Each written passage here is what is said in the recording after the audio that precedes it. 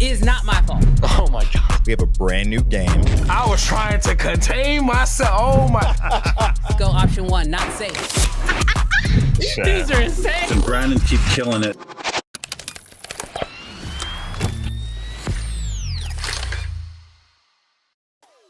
What's good, Creative Fam? Brandon Washington here, and welcome back to another episode of Uncensored. Today we have an amazing show set up for you guys. I think you guys are gonna absolutely love it.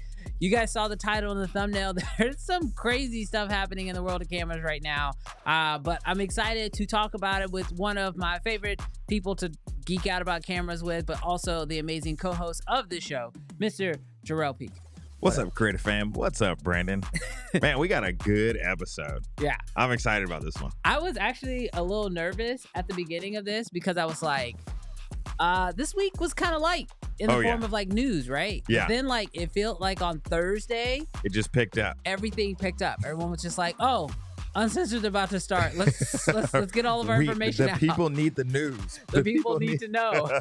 There's a lot of stuff going on. So super excited about today's episode. Yeah. One big thing we do want to start the show off with, which is today is our first time doing this. I'm gonna hit this screen here. We are officially broadcasting this show on both channels. Now, Yes. for those of you guys who don't know, if you go into the description of this video right now, it's the only thing in the description because I wanted to make it incredibly clear. We do have a secondary channel called Uncensored by Brandon Washington, and that is a show dedicated, or a channel dedicated to this show. Now, on that channel, we post clips from here, we post shorts from here, but the goal is actually going to be to take this show and actually have it being broadcast on that channel, which today we're hitting that goal for the first time. Yeah. So you might be watching us on the Brandon Washington channel, or you might be watching us over on the Uncensored channel, but we want to let you know that the place to watch is the Uncensored channel. Oh yeah. Oh yeah. So seriously, like right now, go subscribe to that channel and then literally consume this on that channel. Yes, because we actually are planning on doing additional content over on that channel. In fact, this Monday, me and Darrell are going to be trying something new. This Monday evening at 6 o'clock. 6 o'clock. 6 o'clock Central Standard Time. We're going to be going live over on the Uncensored channel. We're only going live over in the Uncensored channel. So if you are watching this over on the Brandon Washington channel, just know that on Monday, if you want to hang out with us, I strongly recommend you come chill. It's going to be a lot of fun. We're going to be a little bit more laid back, figuring out what that show is going to look like. But it's a great place for us to all connect and hang out. And so for all of you guys who have been rocking with us for a long time, we're really excited to have that channel be the home of this show and a place for us to be able to go live regularly. Yeah, really excited. Really excited for the conversations that we're going to be able to have. We have so much fun on this show, games, news stories, but obviously there's so much more to filmmaking and running a video production business. And so just being able to connect with you guys, really excited about that. Yeah, absolutely. So I think that this is a great opportunity. One last little pitch for it. If you have not already subscribed to the Uncensored channel, do me a favor. If you're watching this on the Brandon Washington channel, run down to the description really quick. Go ahead and check out the Uncensored YouTube channel and subscribe to that channel and actually consume this here. Because I'm actually looking right now. I actually have the chat open here on the Uncensored channel. And so I'm going to be pulling a lot of comments and questions directly from the Uncensored channel. So I'm really excited about that. Brandon, it seems like we have a lot of Nikon fans Yeah, in the chat. I see that. I see we got a lot of Nikon fans in the chat. Really quick, as you guys know, I am a family man. So I see my son Jensen is in the chat. Yes. How's it going, Jensen? Good to see you, bud. I love you. All right, let's go ahead and hop into this first story. Oh, yes. But before we jump into the story, I think I'm a little surprised. Oh, Like last week when we talked about the poll, we talked about some numbers about how I thought the R5 Mark II might be more popular. This poll this week actually kind of surprised me a little bit. okay. So what are we looking at in the poll right now? So the poll question was, and if you haven't voted, make sure you vote. If Red RAW goes to a Nikon camera, would it change your mind on shooting Nikon? I was thinking, I don't know, people are going to care. I feel like people are kind of gridlocked into their systems, but it seems like the force is strong with the red one. Because right now, it's 75-25. Wow. 75% of the people that voted on the poll. Oh, it just switched it. 71-29. But for 71% on the poll, it would change their mind about it. And so I think that leads very well into our next story. Yeah, absolutely. And as we get ready to hop into this next story, I just want to quickly shout out everyone who is rocking with us right now. Let's go ahead and bring up some quick comments before we hop into the story because it's going to be a good one. But I noticed that we had Charles in here. He said, bro, if the Z8 can use R3D, I'm buying it in a heartbeat. Look, I don't think people truly understand how like desired R3D RAW is between the color science and the actual like raw workflow, but there's such a huge barrier of entry with the price, which we're going to get into here in just a second. So I thought that was I think that was actually really dope. He actually commented back and he says, actually, my buy too. We had another question that came in real quick. It says, Brandon, How did you find the dynamic range on the Z6iii be fair? Fair for the price? Great. Oh yeah. Absolutely great. Yeah. But if we could get 16-bit RAW. Oh my gosh. Oh gosh, I don't Wh- want to put you on the spot. Do you remember The what they're exact saying? number? No. Is it 13? I don't remember. Mm, I can't remember off the top yeah. of my head. Want to shout out DM Colorist. Hey, I made it today. Welcome. Yes, Welcome to the show. We're so happy to have you. We honestly believe the best way to consume this show is live. So if you can tune in live, we're going to have a blast every single time. Mr. Scott in the chat as well. He says, I think Nikon is going to benefit a ton from Red. Yeah, we're about to hop into that story. And I think this is going to be a big one here. Even Mr. Camera Junkie, shout out. Good to see you again, brother. He says Nikon is going to be the gateway to Red. I absolutely agree with you so much. So let's go ahead and hop into our first story today, because I think this story here is absolutely it's going to ruffle some feathers. Oh yeah. I think it's going to ruffle some feathers. Drew, I'll let you kick it off. All right. So really cool on Petapixel. They are reporting some of the comments from the CEO of Nikon. And it says this: the Nikon's president believes Red's acquisition will increase the market share of Nikon, which makes sense because we actually see the breakdown of the market share. Canon actually dropped from this year to last year. They were a little bit higher, but Sony's been coming up. But the crazy thing is Nikon's share doubled from the year previous, which is really exciting for Nikon. Yeah. And so with that being said, one of the things that in the article that he shared that gave us a little bit more something to be excited about, because obviously they make business moves, they make money moves, and they're hoping to gain in market share.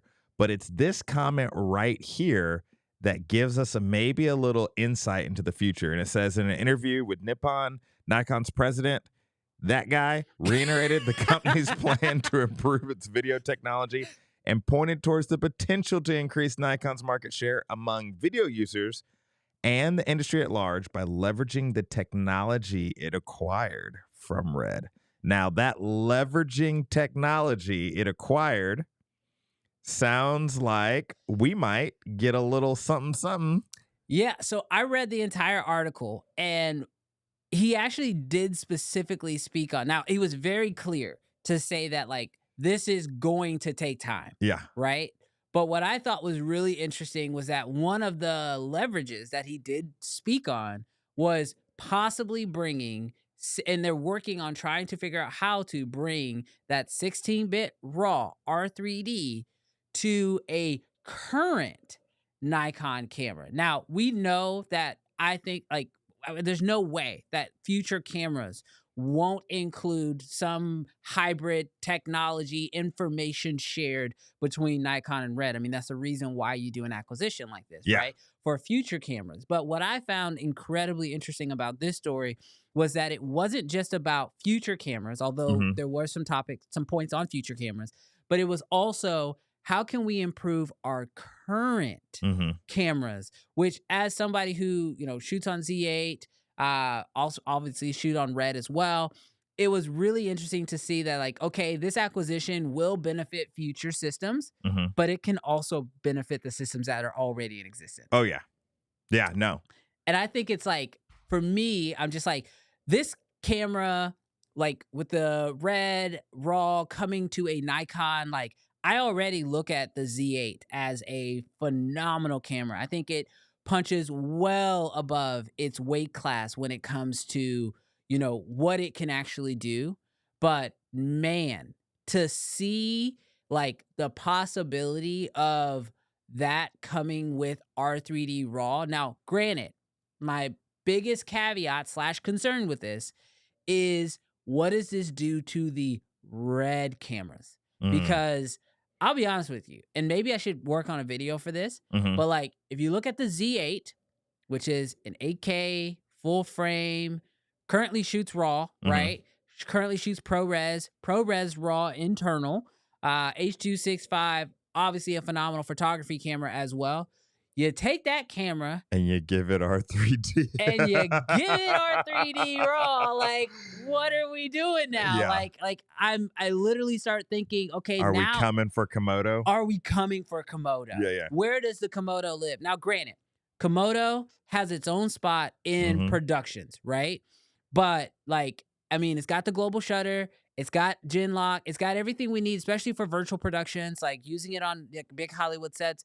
But I really do feel like those in between semi big budgets, but really still sitting in the more B2B, more videographer freelancers, Mhm. the Z8 really could overtake the Komodo as far as use case for a lot of people, especially if they introduce R3D RAW. Now, we don't know what flavor we're talking Mhm. about right now, right? Yeah. We don't know if it's HQ, MQ, LQ, or ELQ. And I'm sure a lot of that will have to do with processing ability of the actual Z8 because that system's done. Yeah, They're if not the going to chip chip. if Yeah, the chip can handle it, if the chip can handle it. overheating, yeah. Right. But I think it is two totally different users, but at the same time, it starts to become very it's I hate to make this comparison, but it starts to become very Sony-like, Yeah. where there's almost maybe too much overlap. And I Mm. think for some people they'll get a little confused.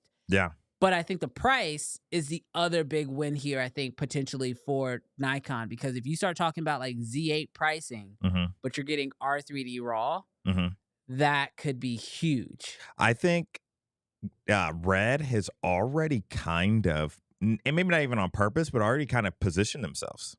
Because when the Komodo came out at, what was it, like 6,000? The Yeah. original? Yeah. Yeah. Yeah, 6,000. When they did the reiteration of the Komodo X and bumping it up to 10K, now here's the cool part with the Z8 or even the Z9. You're now sitting at the original or even less than the original Komodo's original price point.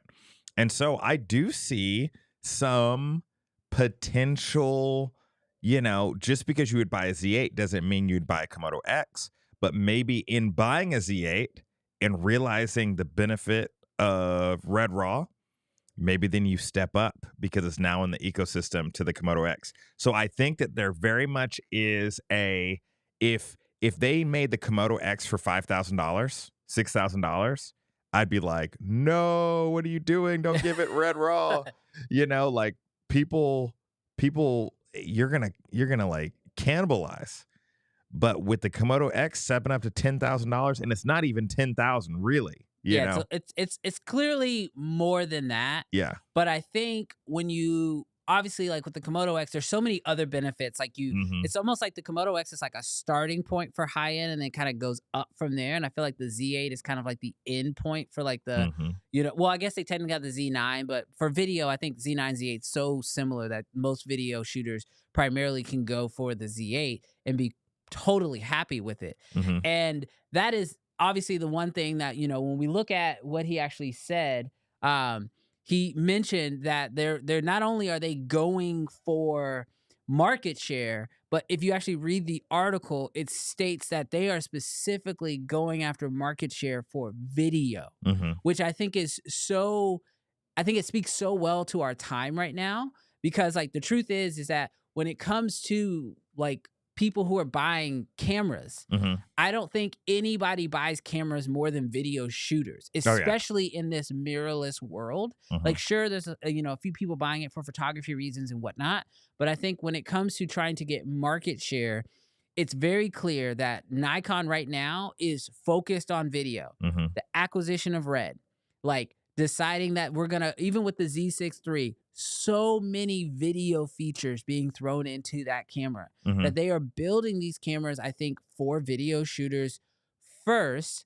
Photographers, they kind of already got that locked down. So it's photography, kind of second, but more so probably adjacent. Yeah. And it's we now have a chance to really take over the market. And if they can figure out a way to help that marriage with Red boost them to the next stratosphere, when we look at that chart again in, maybe 2025, 2026, I think you're going to see Nikon making a huge game up and kind of maybe taking over more slices of that pie.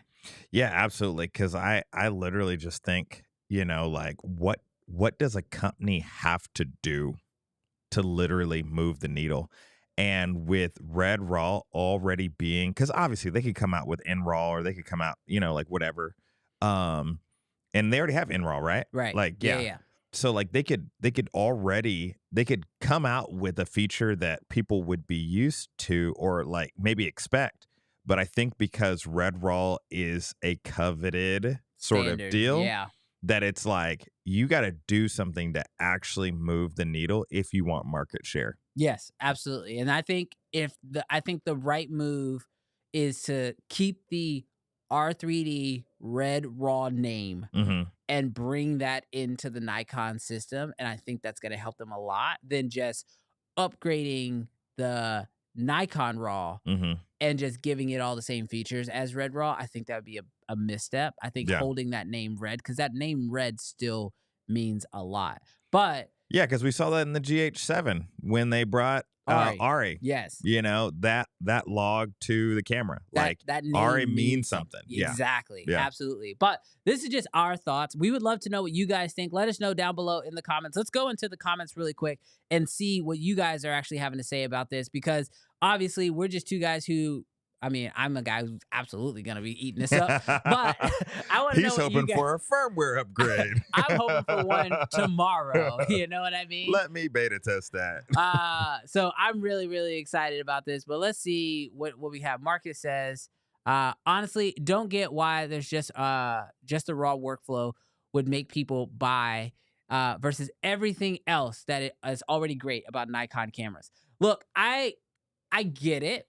I totally get it. But I feel like when it comes to picking out a camera, like every camera is so good that there's normally one or two features that makes you make the move, Mm-hmm. right? I know for a lot of people, like with you, I know you love the C70. Mm-hmm. It could be the built-in indies. Mm-hmm. Or it could be the body itself, because all the buttons are all there. But there's normally like, the camera is great, the quality is great, like they have, whatever. Like, because a lot of cameras share a lot of similarities there. Yeah. But I normally for most people, it's like, oh, why did you go with that camera? Oh, because it does X. Yeah. And normally that X is something that they couldn't find in other cameras, right? Or sometimes it's because it only cost X, right? Yeah. And it's because they couldn't get that for that price anywhere else, right? And so I think, to answer Marcus's question, the reason why I think this raw workflow or R3D raw would be the reason why so many people would jump and pick up a Nikon is because it would be such a huge differentiator amongst any other camera out right now, especially at a Z8 or Z6iii price point. I mean, could you imagine? Even if they charged $400 or $500 to upgrade your Z6iii to be able to get R3D RAW, I think that would still be a huge win. It would make so much sense. You know what's so crazy? I think right now, RAW, for so many shooters on the video side, is such a, I don't know if I need that. Yeah. But on the photography side, and there are a lot of JPEG shooters, but on the photography side, sometimes people will look down on you if you said I'm a JPEG shooter. I know one guy with a big old fro who will definitely look down on you. So I will say, this is the crazy part, because I learned shooting raw photos. I literally, like, the extra storage, the extra whatever, it just was always a part of the way it is. Yeah. And so it's so funny because my C70 shoots raw. I looked at the data rates and I'm just like, oh, I don't know if I want to do this. And I actually shot it raw on a shoot, I don't know, about a week ago. And it saved me. It genuinely saved me. And I thought to myself, why in the world, when it comes to photography, that I'm like raw or die? Yeah. Why on the video side am I just like whining about the storage space? Obviously, it costs money and all sort of stuff. I think that eventually cameras will get to a point where RAW is going to be the standard, because the way that you're going to be able to color grade, white balance, the way that you're going to be able to fix your magenta tint, all sort of stuff, it's going to be a no-brainer. but it is going to take a little bit to transition the entire market. But I think as these sort of acquisitions and upgrades are starting to happen, and you see the power that R3D is going to have, it's going to be a no-brainer. It's going to be like, why did I lock myself into that white balance? Why did I lock myself into that color correction? Like, Yeah, I 100% agree. I think a lot of it has been a cost of entry because, like, to get R3D RAW started, I mean, even before Komodos and stuff was even higher to get mhm, into it, right? But now that you can explore those raw workflow, and with R3D specifically, because it is so well received mhm, across all editors, yeah, like whether you are in DaVinci, which if you want Black Magic Raw, you have to use DaVinci, right? mhm, Or there's sort of a workflow with Premiere. Or if you want to use, RE Raw, like that's a really tough raw to work with. mhm, Like there's other raws that do exist. Even Nikon's current in raw doesn't work in Final Cut, but mhm, Red Raw does. yeah, So with Red Raw being so universal and so easy to work with across multiple different platforms, I think that like that's something that people will ultimately come to love. And I love your example of the JPEG versus RAW with photography. mhm. I don't know if you've ever like I know when a lot of people get into photography, one of the first things they go do is they buy a bunch of presets, right? And I don't know if you've ever tried to apply a preset to a JPEG photo, but it is the worst experience you could possibly have. I think that even the idea of going from raw video and applying LUTs that have been created for raw, I Yeah, think people will be like, oh, this is how LUTs can work. And I still have so much room because I can't tell you how many times, especially when I was early on, I would apply a LUT and I'd be like, my photo or my video does not look like your video. yeah, And a lot of times it came down to either I slightly missed exposure or yes, I slightly miss my white balance. And when you miss white balance, yes, every color yes, is now different. yes. But when you can go in post and just slide it, changes a lot. Oh yeah, I'll say it for me. I can't speak for everybody, but I can say for me, it changed a lot. dude. Even like, and this is the crazy part with 16-bit. The difference between 8-bit and 10-bit is mind blowing when you're color grading. The difference between 10 and 12 is insane. That's one of the main reasons why I shot RAW on the C70, going up to 12-bit. But 12-bit to 16-bit, this isn't like it's stepping up by 2 bits. It's like it's I don't know if it's an exponential thing, but we're like literally talking about millions to billions to trillions of colors that you're able to manipulate. So 16 bits, like what it's going to open up to you is going to be insane. Yeah, absolutely. And I'm gonna go ahead and bring up this super chat that just came through because I absolutely love this one here.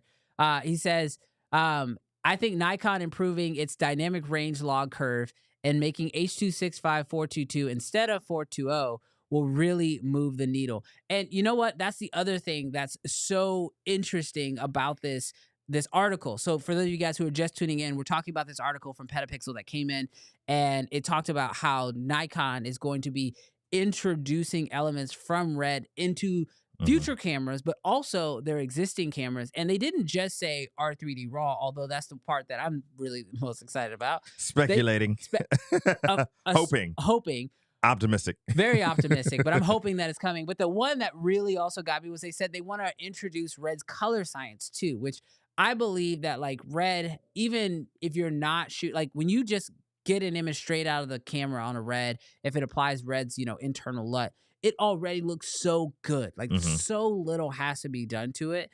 And like for me, even if you are someone who doesn't want to do a bunch of color grading, you don't want to go through the Red workflow, the Red raw workflow, even just having Red's color science in these Nikon cameras for the video side of things, Mhm. I think is going to improve it. Because the truth is like I really love the skin tones and the colors that I already get out of these Nikon cameras. And so Mm. if you can tweak it a little bit and add in some of Red's stuff, oh my goodness. Oh Like yeah. there's never like I don't think I've ever like every time I shoot on my Red, there have been times where I got to go do a job and we're shooting on the Red. I'm like, oh my gosh, this is so much work. We're setting it up, blah, blah, blah. But then when you get the shot off of your Red, you're like, oh, worth it. Worth it. It looks beautiful, right? Yeah. If we can get that in something like a Z8, a Z6iii, Z9, oh man, gonna be, I think, a huge game changer. to what is possible coming from the Nikon system. So let's go back to the poll really quick.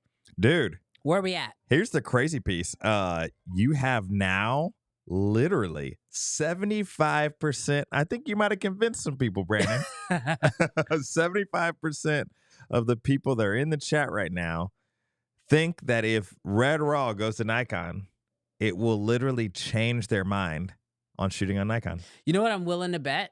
I'm willing to bet that some of the 25 who did not vote that way, they already have a great feeling about Nikon. So they're like, it won't change my mind because I already think they're great. So 100%. So 100%. I'm skewing the results ever so slightly.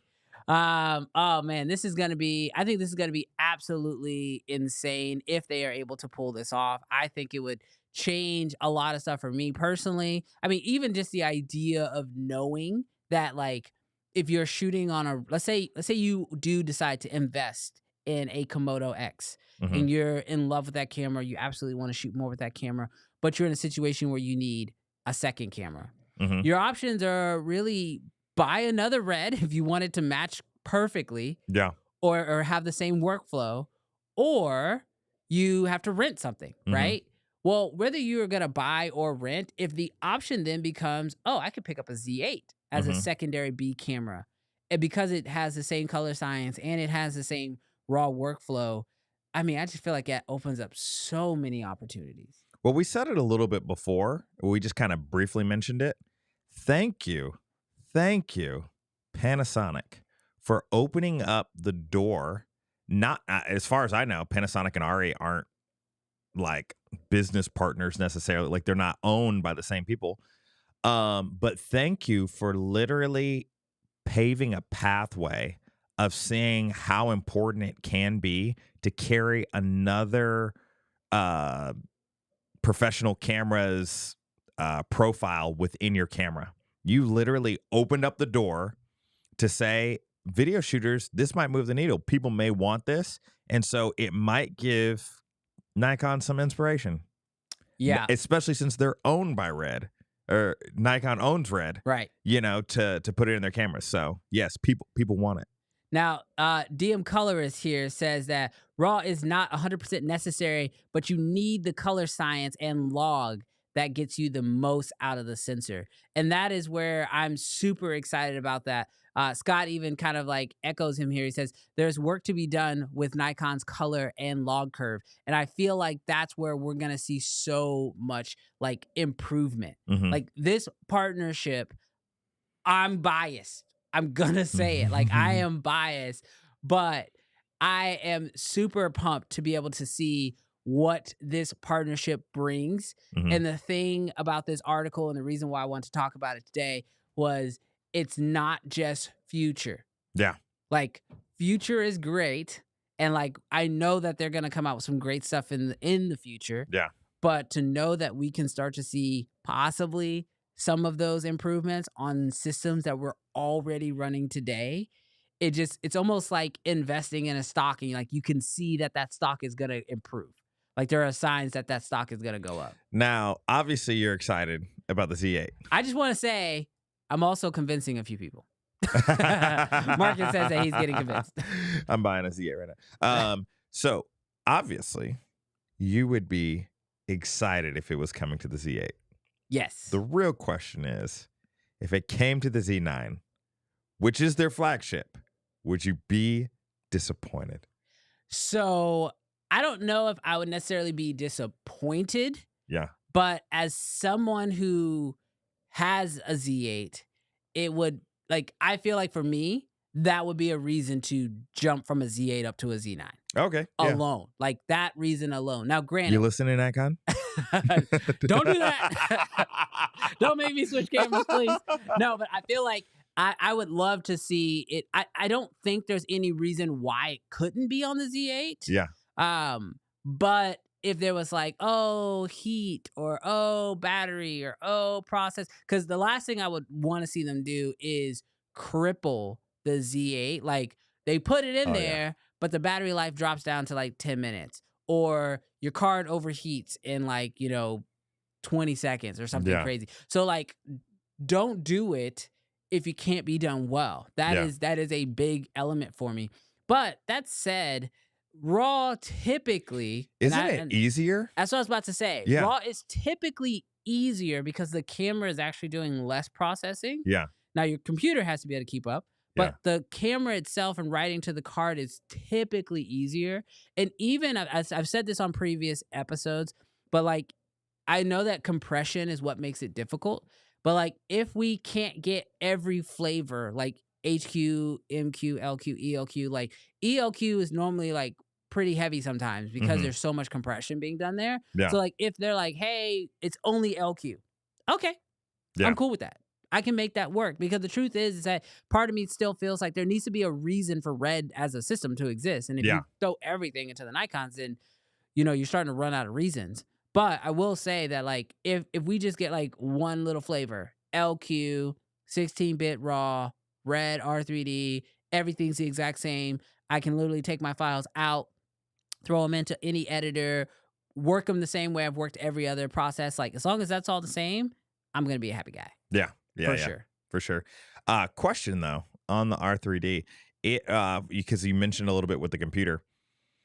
What I noticed is on my M2 Max, it chews through stuff. Like there's nothing in the world that I've put on this computer that has slowed it down. When I put that Canon RAW on the computer, it played back fine, but the render times were long. Like, and when I say long, I mean long for like in comparison to like 2024. I remember we used to hit render and come back 5 hours later. Yes. And then that sort of deal. But like something that would normally take maybe 45 seconds is now taking 3 to 4 minutes. My question for you with the R3D wall is the render times heavy? Or is that something that's normal about all RAW? Or is that like easier on the Mac? So I only have my personal experience and I have not done the science. This is probably a great Scott question. So Scott, if you're Yeah. in the chat, definitely let us know. But I totally find that like when it comes to working with R3D RAW, Mhm. I've not had any issues with that one either. Mhm. Like I even like back when Apple first came out with the M MacBook Pros and I was shooting on the original Komodo, Mhm. I could edit that on that and not have any issues with that. Mhm. Now, granted, I've upgraded to the Max, and I'm still on the M1 Max. Now, granted, I fully spec'd it out, but like I haven't upgraded to the M2, or they might be on an M3 at this point, Pro Max, whatever it is. Like I haven't felt the need to upgrade. Mhm. In fact, doing this live stream is typically more taxing on my computer than editing R3D RAW, which is one funny. computer runs everything. It's very, very interesting. But it is one of those things where I feel like I have not really struggled too much with R3D RAW. Okay. I find that it's fairly easy to work with. Yeah. The only time I did start to see some slowdown Yeah. was around the time that Apple was going from the M1, I think, Okay. or the M1, just like the base MacBook Pro, M1 MacBook Pro, before they had the Max chip or the Ultra chip. Yeah. That one struggled with the Raptor in 8K Gotcha. and RAW. So that's the only time I ever struggled with it. But once I upgraded to the Max, never had a problem again. Never looked back. So that was probably more efficient. Yeah, that was more my thing. And I think Scott actually he actually answered our question here. So what did he say? So he says not accurate. Those are custom. What is that? I It can't says see it. ASICs, but I don't know if this is if you meant to say basics. Okay. Let's pull it up here. Yeah. So the raw processing has specific functions. So it's not just as simple as giving more horsepower. R3D will take work. Well, question, Scott. Hold on. It says 2 parts to compression raw, compressed and debayering. Red was able to offload those to the GPU. They worked with NVIDIA and Apple to guide them to handle the decompressing and debayering. And that would make sense because, I mean, maybe who knows if Canon did or didn't, but I've always heard that R3D, that workflow on simple Macs have been easy. Yeah. Like other than like the storage space, being like something to consider, the actual like not horsepower, but the actual like workflow has been a lot easier. Yeah, absolutely. So shout out. You know what? I'm gonna say this real quick. Shout out to Scott again for breaking that down. And honestly, that's the reason why we do this show live. I just want Yeah. to say that, like, Yeah. because we understand that, like, our goal here is to help you guys get the best information, and sometimes the best information comes from the chat. And Oh, so yeah. we could easily just pre-record this whole show, and we just would miss that information. Oh yeah. But I We're love just it. two dudes. Just two dudes. But thank you so much. That's the new name of the show. Just two dudes. Just two dudes who Monday's love show. cameras. Just two dudes. Just two dudes who like cameras. No, but shout out to you, Scott. I really appreciate you just breaking that down for us. So speaking of two dudes who love cameras, this next one is for you. Ooh, you know what? I don't, especially when we're talking about market share. There's a piece of me that isn't super excited about this next article. And especially as someone that's super excited for the R5 Mark II and the R1, is it looks like we are going to have Canon released a short supply notice, meaning, hey, if you haven't pre-ordered, probably on the launch day, it's going to be a very long time before you get an R5 Mark II. Now, this is being reported from Canon Rumors. This is where we're getting our source from. But yeah, it looks like perhaps, I mean, I don't really know how this is working out. Like, I don't know if it is just a flat out, they didn't make enough, or they sold more than they thought they were going to sell. Tinfoil hat moment. Okay, here we go. Tinfoil hat moment. I'm going to say that this is a poor marketing strategy. Poor marketing strategy. Okay, what do you mean? Please break that down. Because I feel like when demand is high and you can't get to it, it increases. When supply is low and you can't get to it, Mm-hmm. it makes the demand higher, or it makes the demand higher. But I actually think that in this case, people have been waiting for these cameras for so long. You knew these were going to be hot. You should have made a lot. Yeah, so it's not even just the newest camera. So we'll pull this up here. So it looks like they're saying, thank you for the continued, thank you for loving us, But currently we're experiencing delays in delivery for the following products to order, exceeding global part supply. So we sincerely apologize to our customers and business partners for the inconvenience this may cause. We would like to apologize again for keeping our eagerly waiting customers waiting for such a long time. We will continue to take measures to ensure a stable product supply, blah, blah, blah, blah, blah. So here are the cameras that Canon is currently saying is out of reach right now. So first off, we have the Canon EOS R1. They also have the EOS R5 Mark II, the cooling fan, the 200 to 800 6.3 to 9. Now, I didn't even realize that this lens actually even got announced, but maybe I saw the aperture range and just didn't care. Yeah. And then of course their speed light. So, it feels a little anticlimactic to get this already, because we're only a week from talking about these cameras being announced and being excited about them. Yeah. And sometimes, it's just my thought, but you announce a camera, some people got to wait for payday. Yeah. To buy that camera. Oh, yeah. You know what I mean? Like, they might have been like, oh, I'm really excited about this camera. I get paid next Friday, or I'm waiting on that invoice to clear, and I'm going to take that money. I'm going to buy this camera. And less than a week after you announce the cameras, you have to publicly announce, hey, short supply, guys. I don't know if I can say this. You're going to, though, aren't you? Ain't no pandemic. Why is there global supply? Like, I know that in everything, okay, there's going to be like logistics, and there's going to be shortages, and there's going to be we don't have enough chips and blah blah blah, but we've been waiting for 5 years. Yes. Like, why? But I will say, I will give them the benefit of the doubt.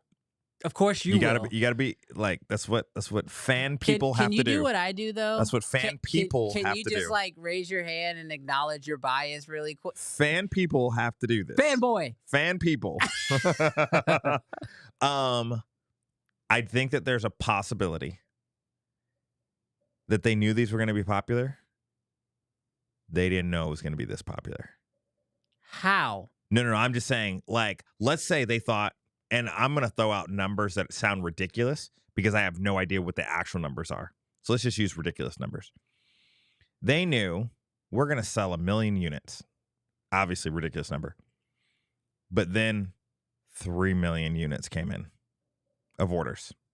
That's the only thing that I'm potentially leaving room for, is that maybe they knew it was going to be popular, but not 3 times the popular or 2 times the popularity.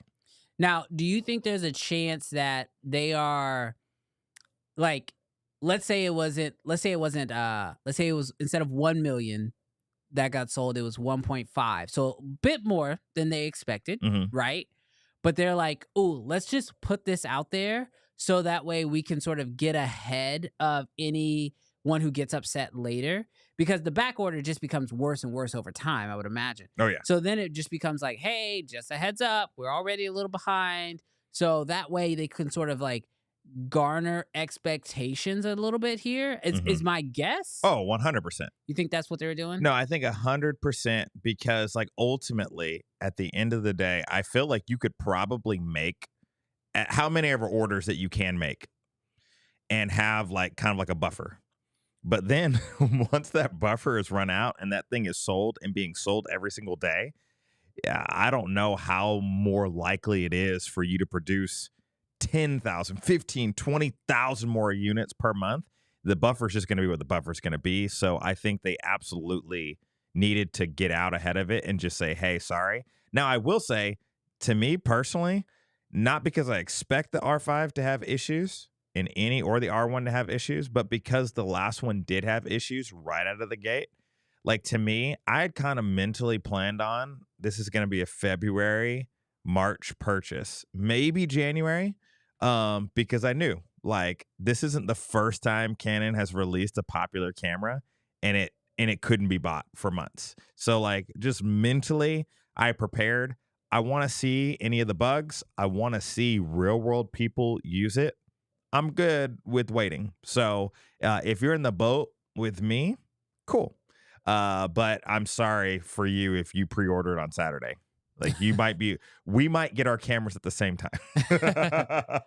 Okay, so can I share a pet peeve real quick? Yes. I know this is not necessarily where we were gonna go with this, but I feel like I just need to say this because it just makes perfect sense here. Okay, so this is a gripe that I have with the entire camera industry. Okay. And I'm saying this at this moment right now because I want this to be clipped up. You hear me, Travis? I want this to be clipped up so that way everybody in the camera industry can know exactly how I feel. And every brand needs to watch this, okay? Yeah. So there is something that happens when most tech products come out, like Apple products, right? You have a moment where the product is like, people are speculating about the product for months. Yeah. Dang near know everything. But the company, Apple, doesn't say anything, right? They have their dates. Everybody knows. Fall, right? Then Tim Cook and his entire team, they come out on stage and they give us a product announcement. And we are all excited. And they are just hyping this thing up. It does this. It does this. It does. And we're all just like, yes, yes, yes. And then they say, pre-orders start at the end of the week next week, and it'll be shipping a week later. And you know, one, okay, that gives me 2 weeks time to like, okay, am I going to buy this thing? Let me think about it. Let me figure it out. Okay, I know when the pre-orders are coming. Cool, pre-orders come and you know, okay, I want this thing the day that they ship. Yeah. So you stay up or you do whatever you got to do, wake up early, and you say, I am going to put in my pre-order so that way that the day they say shipping's going to happen, I can get the newest iPhone, or I can go into a store on that same day. If I didn't pre-order, I can wake up early, go find a Best Buy, go find a Verizon, whatever. I can walk in the store and I can actually buy the phone and I can walk out happy if I'm willing to put in the work. Yeah. My pet peeve with the camera industry is this is not how it is done. And it is incredibly frustrating as a creative because there are so many times when a camera gets announced and like they do the first part. They like have a big announcement, and like a lot of them now, Sony's done this where they post something. They're like, we're going to announce something on Thursday. Mhm. Canon did the same thing with the R1. They dropped Oh, so yeah. many teases, and they're like, we're going to announce something. We're going to announce something. And then they have the big announcement. They get us all excited. And then you just go to B&H, you put in an order, and you just put your thumbs in your pocket and you just wait. Yes. And like that process of releasing cameras Mhm. to me is so frustrating. Mhm. Like the only camera brand that I've ever seen that hasn't done this Yeah. is Red. Now, granted, this was underneath their own time. I don't know how it's going to work with Nikon now. Yeah. But like when Red announced the Raptor, or they announced the Komodo X, or they announced the original Komodo, the day they announced it, you could actually put in your order Mm. and you had it just a few weeks later. Mhm. And like for me, I totally feel like that is the issue within the camera space. Mhm. And I think if every brand, I'm talking to you guys now, right now, if you would just announce the camera when you were ready to ship the camera and people could buy it immediately, I 100% believe, I'm looking right down the barrel of the lens right now. I 100% believe that you would sell way more units and people would be way more excited, because there have been too many times with pieces of gear Mhm. where I have personally been like, oh, that looks amazing, but I don't put in my order because I don't know when I'm going to get it. And like literally this happened just the other day. Yeah. I put in an order for a set of Blazars 3 months ago. Totally forgot about it. Just was like, I guess I'll get them when I get them. And then I just got a random notification. Oh, they're shipping. And like, part of me was like, oh, okay. Wait, what card did I put that on? You know what I mean? Like, I totally forgot. Like, where's that money coming out of? Like, Yeah. it completely caught me off guard. But like, it was like, yes, I'm excited to finally be getting them. We got some Blazers. But at the same time, I'm like kind of like not as excited as I was when I originally put in my order. You know Yeah. what I mean? Yeah. And the other thing that I think can hurt these brands, this is my thought, Yeah. is like legitimately right now, since I was originally looking at the Blazars and I put in my order, I have found other lenses that I'm interested in. Yeah. So when these Blazars come in, I'm gonna be like, I'm gonna shoot with them a little bit. I'm gonna be like, do I really want these Blazars now? Yeah. Like the excitement, the high is sort of gone. Mhm. So that's just been my little, I don't know, that's just my little rant for a minute. Yeah. I want the system of releasing camera gear to just be different, Yeah. better. I don't know if better is the term, but that has been like my biggest gripe. Get with- rid of with- these planned shortages or small supply drops. Yes. Like, yeah, absolutely not. Do not put in a pre-order like a Cybertruck and you're waiting for just forever. knows, Yeah, it's you know. I mean, like, I get that they're probably utilizing that data to know how many orders to buy. Like, they're probably taking the first 3 days worth of orders and being like, all right, factory, crank it up to a 6 or crank it Mhm. up to a 10 Yeah. or whatever. But like, dude, as somebody who like lives and breathes this stuff and I'm excited, like Mhm. when I'm excited to buy and I put my credit card down, like Scott says it, like, you want it now. You're right. Like, I want my cameras and I want them now. Like, if I'm giving you thousands of dollars for this thing, Yeah. I kind of want to be able to put my money down and get a camera here pretty soon. And I know I'm part of the problem on this next little vent, but like having creators make a bunch of videos so you know the products are out there, that the product is done, it's in creators' hands, these big launches, like, and then we can't get it for months. Yeah, that It's is tough. it is I mean, it is like it's their marketing strategy and they're trying to build hype and they're trying to build excitement. But knowing, especially with the DJI Focus Pro, Yes. like, bro, it's been out forever. It's been in the hands. It's been on showrooms. It's been in YouTubers' hands. Cannot get it. Like, people are just getting their Focus Pros within like the last like 2 or 3 weeks. And I'm just like, you're killing me. Yeah. No, Killing me. And I also think there's a benefit to like not only getting it in, like, get it in the creator's hands. That's great. Yeah. But I'll be honest with you. Sometimes I need to see somebody who didn't get it for free. Yeah. You know what I mean? Like the R1 and the R5. Mm-hmm. Like, great cameras. I think they're going to be phenomenal. Yeah. But I want to see it in the hands of somebody who bought it themselves. It's still a question mark. Yeah. Like, it's there's a still lot like of stuff that's a question mark. Yeah. Like, because even it was at your event in Phoenix. Yep. You know, and they had everyone said I had this camera for 3 hours, 2 hours. Yeah. Like, and it's just kind of like, ugh. So none of it was, at least from what I could tell, was under proper lighting, or none of it was like, because of like marketing material, like nobody has NDs on it. Yeah. You know, it's all just like, just straight up the best that you can do with what they've given you. And some of them got creative. Like, I think Jared, he like took it outside to check the rolling shutter and that sort of stuff, that it looked like, hey, that wasn't in the building or whatever that they were shooting in the gym.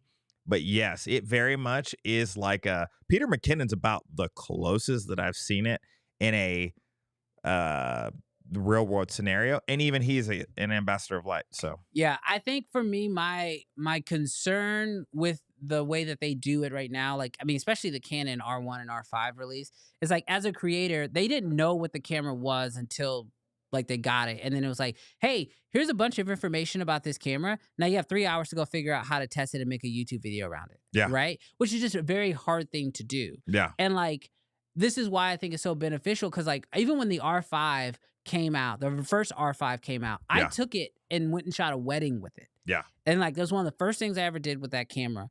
And I don't shoot a lot of weddings, but I wanted to take it and shoot this wedding with it. And I learned so much about the camera, how to handle the overheating. Don't shoot in all eyes, shoot in IPB. Like, so many little things I learned about how to make. And this was all before the software update that fixed the overheating issue. Yeah. Right. So like, you learn so much more when you actually can take the camera out and use it in a real world environment versus just like a testing environment. And that's what's missing from purchases and from reviews when, you know, and I know I'm a creator too, and I get gear and I review it, but like, I understand that like there's two parts, I think, to a review. There is like, okay, what is the product? And then how did somebody actually use it? Yeah. And like, even with my reviews, I'll try to do that, but sometimes the brands don't give you that much flexibility to be able to do something like that. So Yeah. I would just love to see something like that, where brand releases the product. They tell you pre-orders start in 2 weeks. You pre-order it. And if you're there on day one for pre-order, Mhm. you know you're getting a unit when they actually launch, which might be a week or two later. Yeah. But there's dates Yeah. assigned to it. You know what I mean? Yeah, because I don't even think we have official dates on the R5. We have the expected August. Yeah. Like, and it's like, wow, that feels very anticlimactic. Yes. So I think that'll help them out a lot. I absolutely do. All right.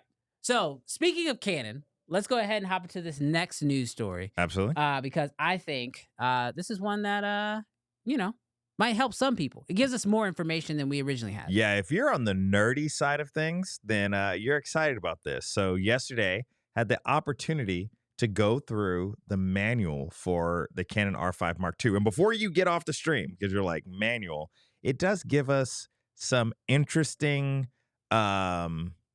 features and specifications of some of the things that the camera is going to be capable of doing. And so one of the things that was most interesting is, in last week, we talked about, you had 2 red flags in a camera, 2 deal breakers: battery life and overheating. And we kind of get an idea through this chart of what our battery life is going to look like. And we don't know quite yet, when that overheating is going to happen. Is it going to happen at 30 minutes, 50 minutes, 2 hours, 4 hours? Is it not going to overheat? But we do get an idea of their temperature, like, that they tested it in for their run times for their batteries.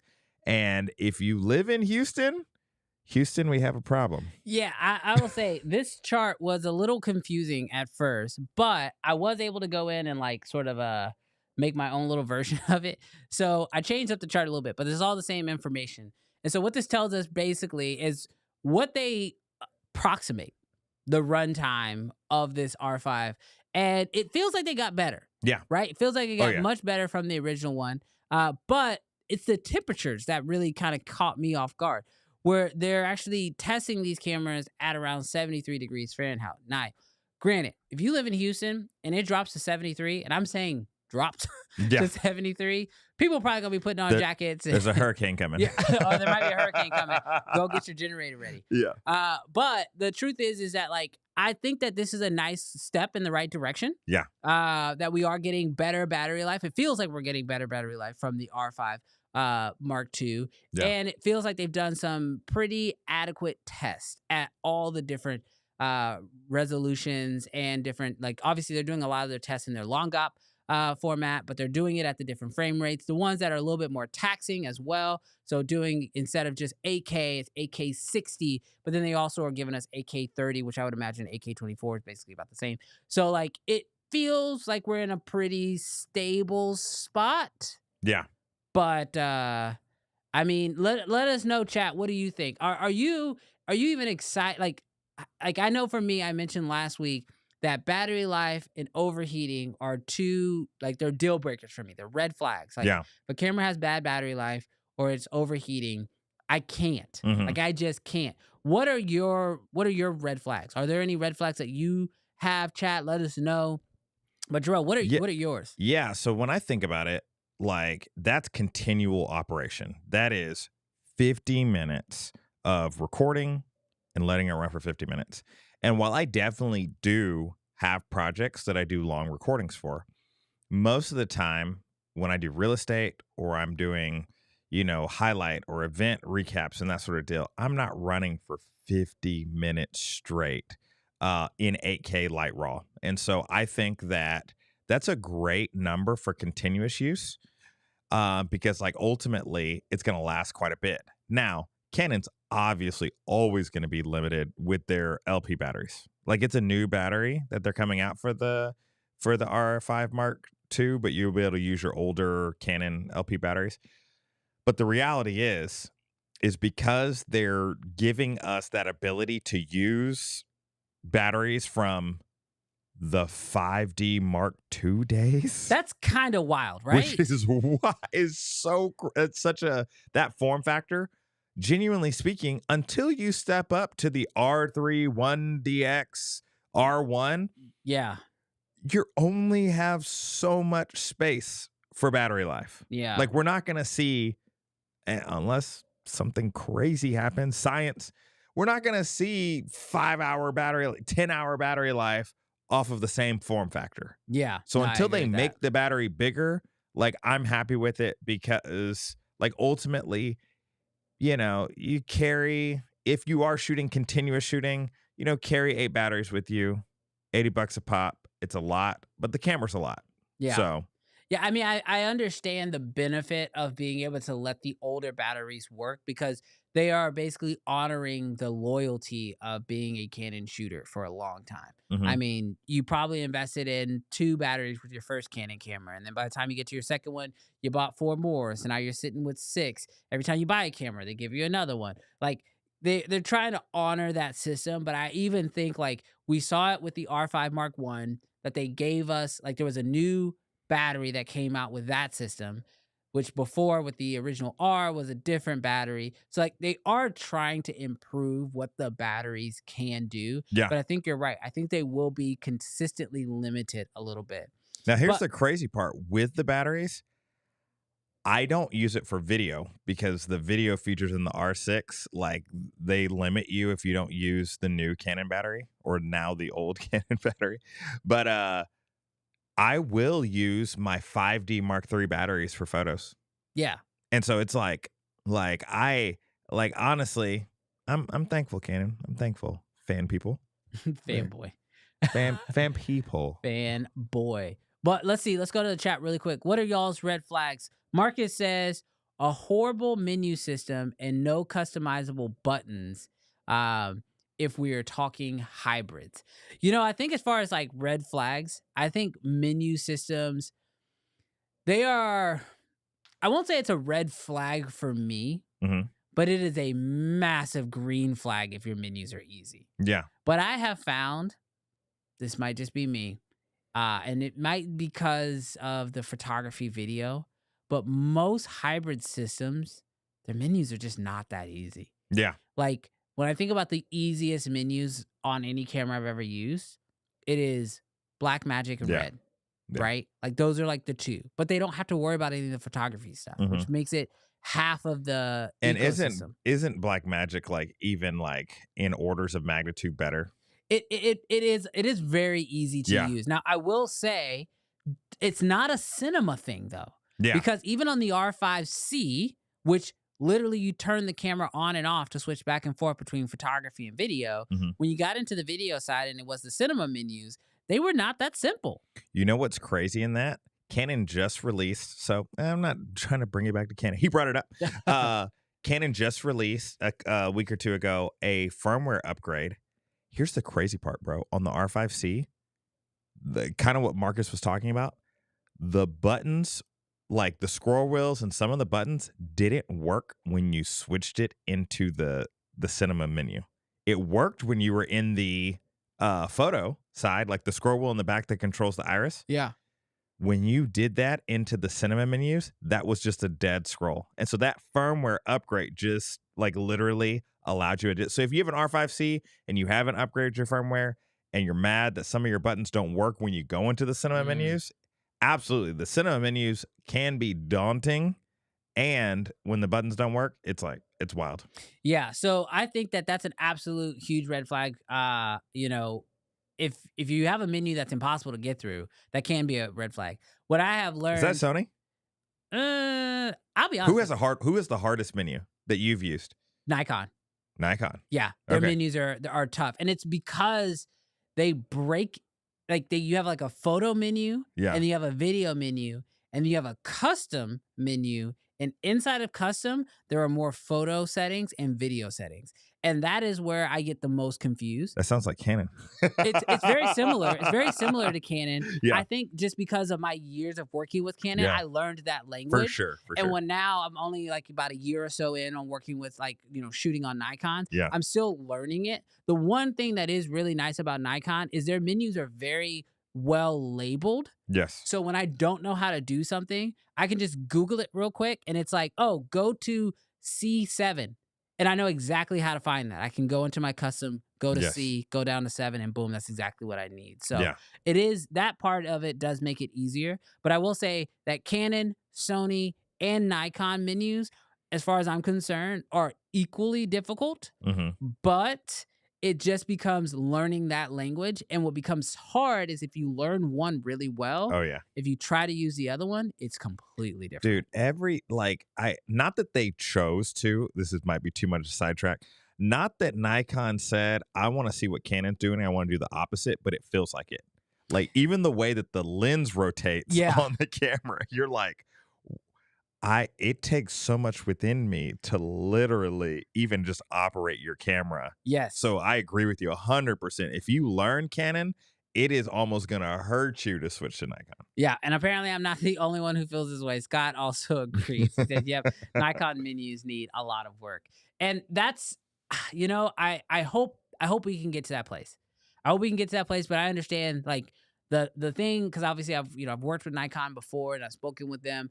And there's just like a lineage within a lot of these brands, but Nikon specifically mentioned that there's like a lineage within them, which makes it hard to make full sweeping changes. Like we saw Sony do it one time. Yeah. Like when the A7S III came out, it had a fully different menu system than what we had been used to on Sony.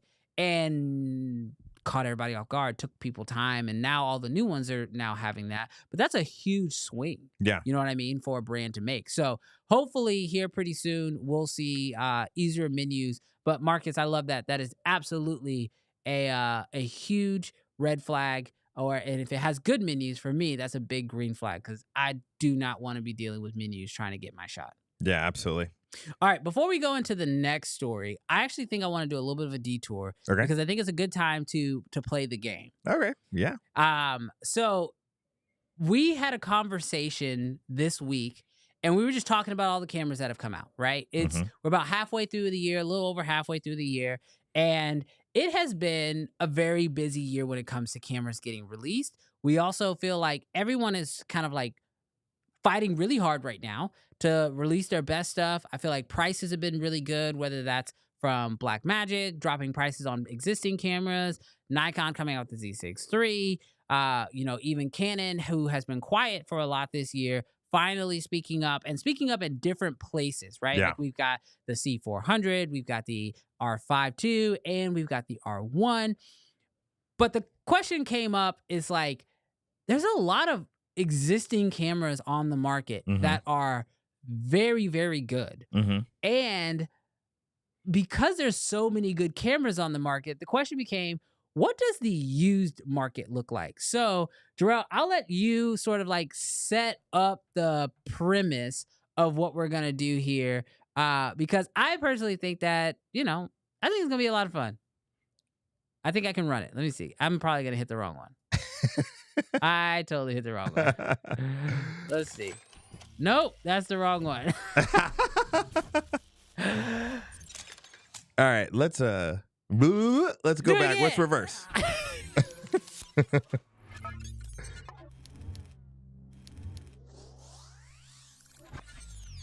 All right, so we're playing Guess the Gear. And so what I'm going to basically do is I'm going to hand out some features.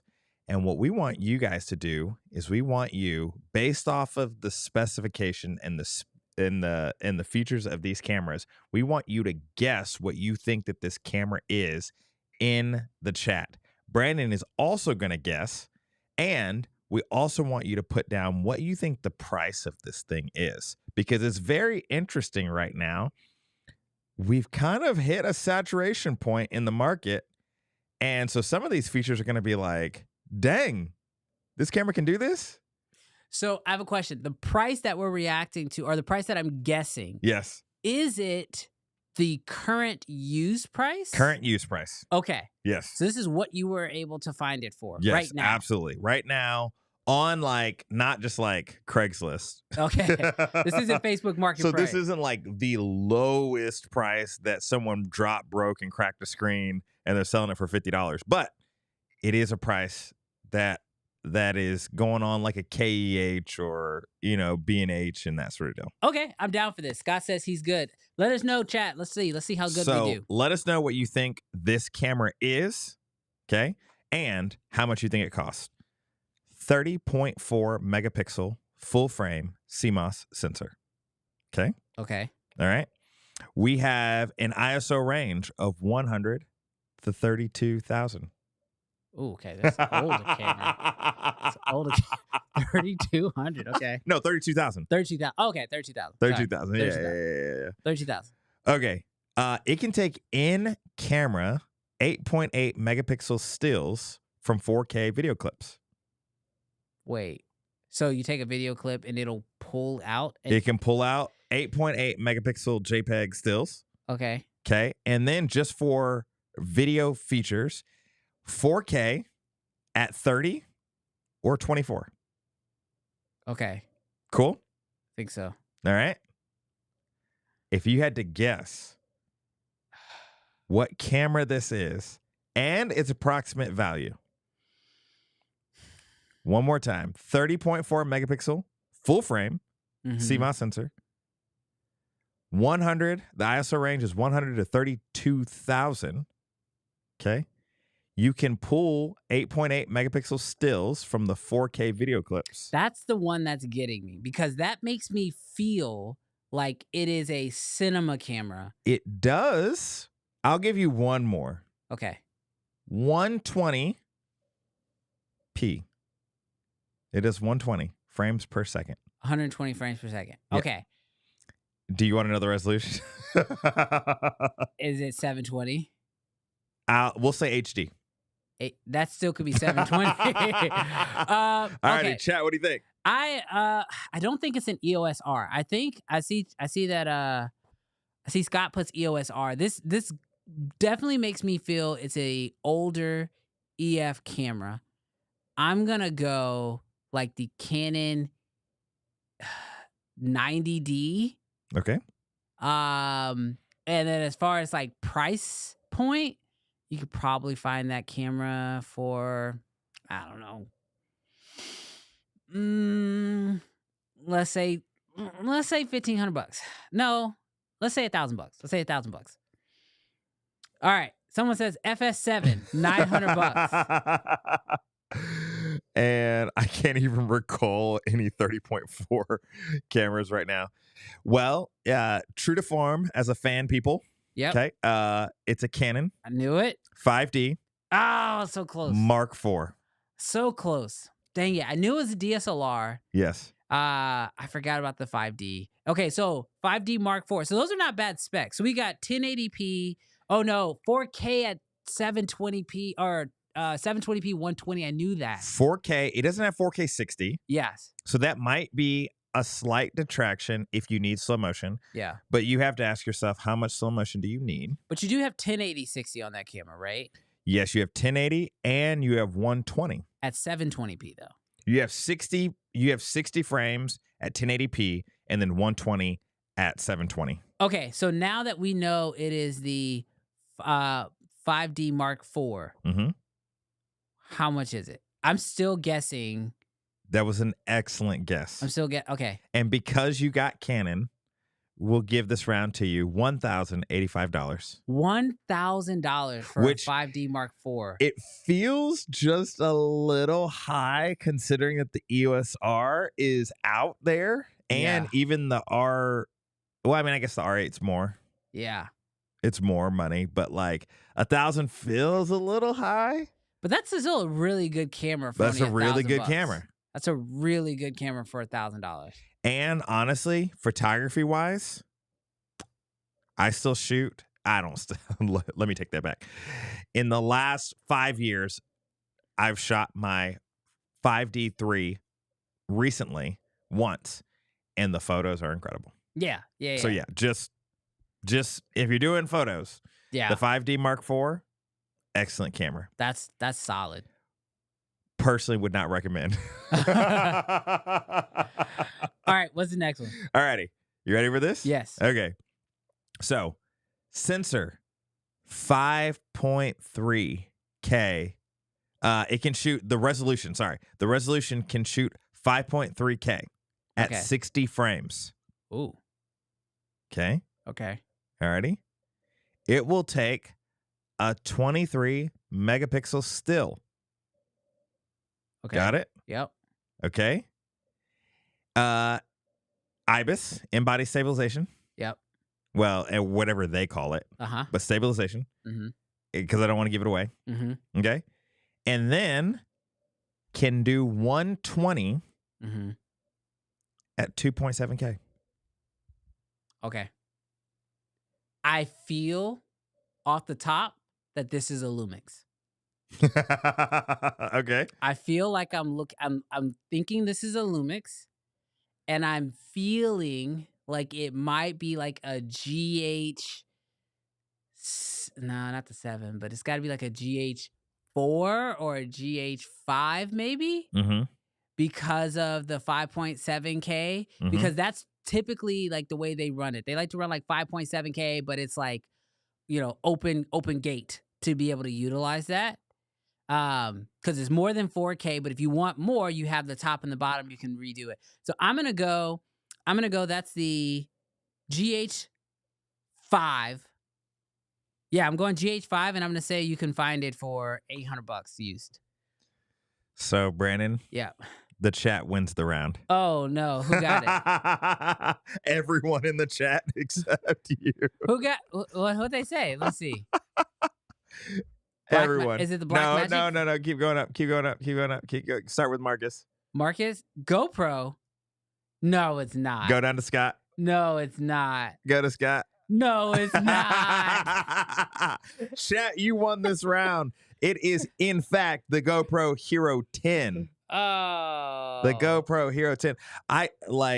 Travis and I were talking in the conversation, and I was like, man, we need to find some random cameras, some random high spec camera. My dang brain. So shout out to you, Marcus. Shout out to Scott. Y'all definitely got me on this one. Mr. Bro. Camera Junkie, not me. Dude, like, oh my gosh, y'all. Oh, I don't even know. And you can pick up the GoPro Hero 10 for a whopping $162. Wait, what? Used. A GoPro for $162? Used. Dude, that's what On KEH. That's wild. Yeah. That's, bro, you can set up, we just need to get a couple of those, put them around the office. Do the bullet thing. Yeah, we can hit Matrix up in here. Okay, you ready? Round 3? Yeah, let's do it. So round 1. You know Brandon. What I need some dynamic range numbers. Like I need some cinema features. All right. So round 3. You ready for this? Yeah, let's do it. 4K, 24, 30, or 60. Okay, that doesn't limit it at all. Everything. You told me nothing. Yeah, you've told me nothing so far.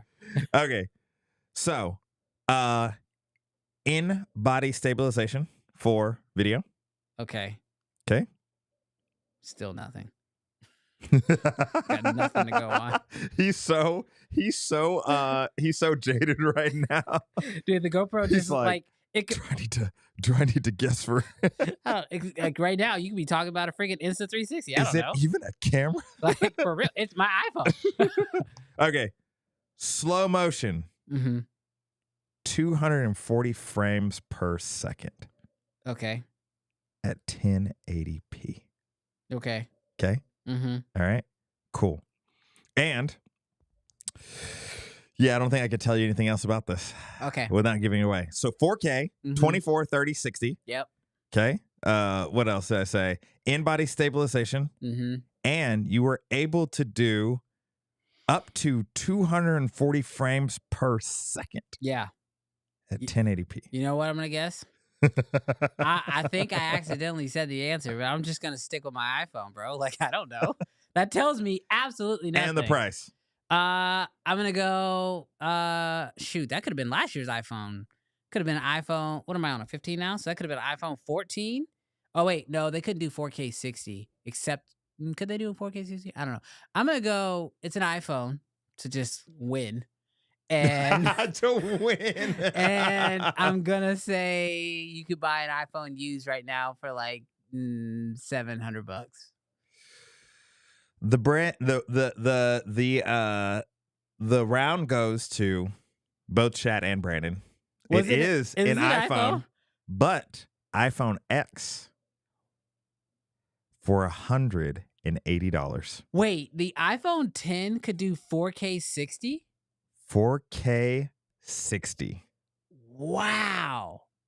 4K 60. I thought at best, yes, last year's model had 4K 60. Yes.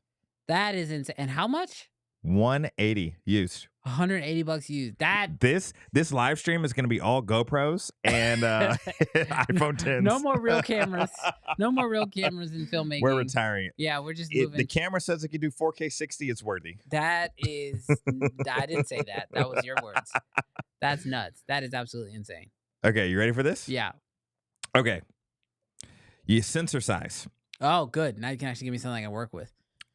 4096 by 2160. That doesn't tell me anything. Okay. No. Ready? Yep. I'm not that nerdy, bro. I don't know what that means. Yeah, it's 4K. 4K. Okay. 4K. Once again, 8.8 megapixel stills can be recorded during video capture. Important. Okay. You can record 8.8 during. Okay? Yep. All right. So 16.05 digital sensor, megapixel sensor. 16.05. That's such a oddly specific. 16.05. I feel like that should give it away if I actually knew what that was. Okay. And then last but not least, because you want some like video feature. You want some like cinema features. Let me see. Face and eye detection autofocus. And yes, I'm gonna give you. Okay, face and eye auto detection definitely helps me know that this is like a mirrorless camera. I am going to go on a whim here. I'm guessing. So I'm looking at the chat right now. DM Color says Red Monstro. I don't think that's it. Face and eye detect autofocus kind of knocked out most cinema cameras for me. I am leaning older Sony for some reason. Okay. I'm thinking like a Sony. Can you give me the other specs again? Yes. Really quick. All right. So you have a 16.05 megapixel sensor. Okay. Is that 1080? No, you No, get that- 4K. You can get 4K. You get 4K. Okay. It might be like a software. I don't Okay. know. Okay. You can do only, and I didn't tell you this before, only 24. Okay. Okay. 24 frames per second. Yeah. You can record up to 60 minutes long at a time. Okay. So it doesn't have that 29, whatever. And eye and face detection autofocus. Yeah. See, that's the part that's throwing me off. That makes me want to go Sony, but then everything else makes me want to go like the weird original Black Magic pocket camera, like the first one or something crazy like that. Chat. Don't look at the chat. Scott be like Scott's got it. brains, bro. He got that Google and that Chat GPT and that just brain, bro. Okay, I don't know. I'm gonna go with the original Black Magic pocket camera. We'll see what happens. Okay. So sorry, Brandon. You lose this round. Chat wins the round. It is the GH4. Oh god. Now, redeem yourself. How much do you think the GH4 used can be purchased for? I am gonna say the GH4 can probably be purchased for GH4. So we're on 7 now. Jeez, I don't know, $500. Very close. $362.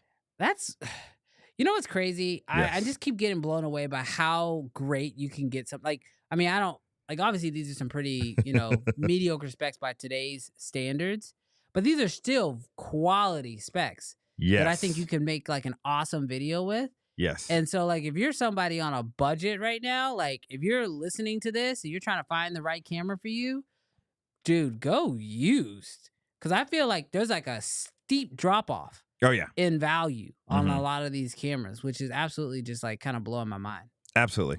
All right. You ready for the very last one? Yeah, let's do it. Okay. All right. So I almost literally said the camera because all right. So 19.9 megapixel Super 35 Okay. sensor. Super 35 sensor, 19.9 megapixels. Got it. Okay. Got it? Yep. Okay. Super 35. Alrighty. 6K 40. Frames a second. Mm-hmm. Okay. Okay. Let me see.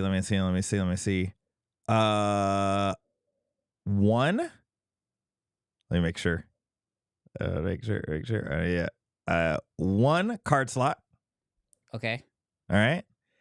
And let me give you one other frame rate. Okay. So to be fair, 2K at 120. So one more time, you have a pretty much 20 megapixel sensor. You have one card slot. Mm-hmm. You can do 6K 40, and you can do 2K 120. The OG Komodo.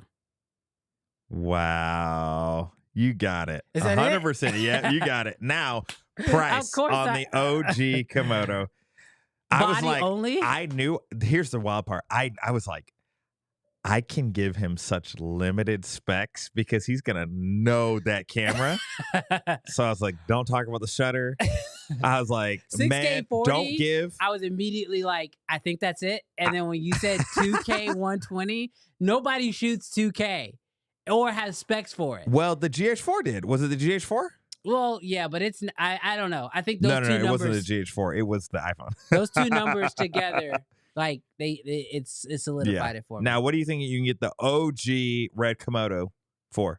Right now, I'm gonna probably go body only. I'm assuming. Okay, we're talking body only, right? Yep. I'm gonna say you can probably pick one up right now for around $4,000. Wow, 4,089. Hey. Brandon knows his stuff. Well, I know some of my Brandon stuff. knows some of his stuff. I know some of my stuff. I don't know. Yeah. After the GoPro threw you for a loop, like you were now locked into the game. It let me know where you were going. Yeah. You know what I mean? Like Anything's I feel possible. like, yeah, I was thinking all cameras, mirrorless. And when you hit me with the GoPro, it definitely threw me for a loop. But after that, I was like, oh, he got jokes. Yeah. Got him. So this is a great time, chat. Seriously, even if you have an older camera, go back. We were doing this right before the stream. We were looking at footage that you had shot back in 2017. Go back, look at some of the footage that you have taken. It gets so easy to get lost in the moment. Like, man, I need this new camera, and it's gonna be so much. The image quality is gonna be so much better. And the reality is, when you go back and look at your older work, you might find that it was like, oh, dang, it wasn't trash. It was like really good. It looks really good. Now, obviously, advancements have been made to make things easier. But if you don't have the money to burn on these new stuff, then be looking at the used market because there's some awesome stuff there. Yeah, we were looking at old footage that I shot from like 7 years ago, right before the stream happened. And I was looking at it even then. I was like, That oh, 1DX. Yeah, that was a 1DX Mark II. And I was like, wow, this thing really still holds up. Like these shots still look great. Yeah. Like, wow, okay. Yeah. Let's keep it rocking. You know what I mean? Absolutely. So, no, absolutely. I love that. All right. So we do need to jump into another story, but I need to make a quick technical change really quick. Okay. So while we do that, what I want to ask you and have you sort of like talk through a little bit is we started this conversation about YouTubers and like where people get their information from. And so I know you and I were going sort of back and forth trying to figure out like, okay, what are the best YouTube channels? But I'd love to hear sort of your thoughts on like some of your favorite YouTubers and where you're getting most of your information from when it comes to like learning things online. Cause I mean, I know I didn't go to film school or you did not go to film school. You didn't go to film school either. So I think we're both pretty much like, I mean, obviously. I had a mentor that went to film school and so graciously took his $100,000 education and poured it into my brain.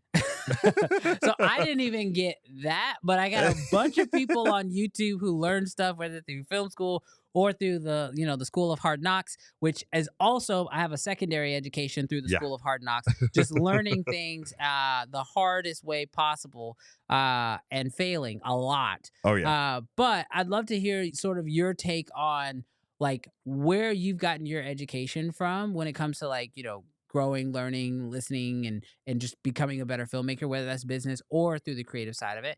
And then chat, I want to hear from you guys as well. Like, what are some of your go-to resources when it comes to education? Because I think there's so much that can be learned from just sharing our knowledge sources. Oh, yeah, absolutely.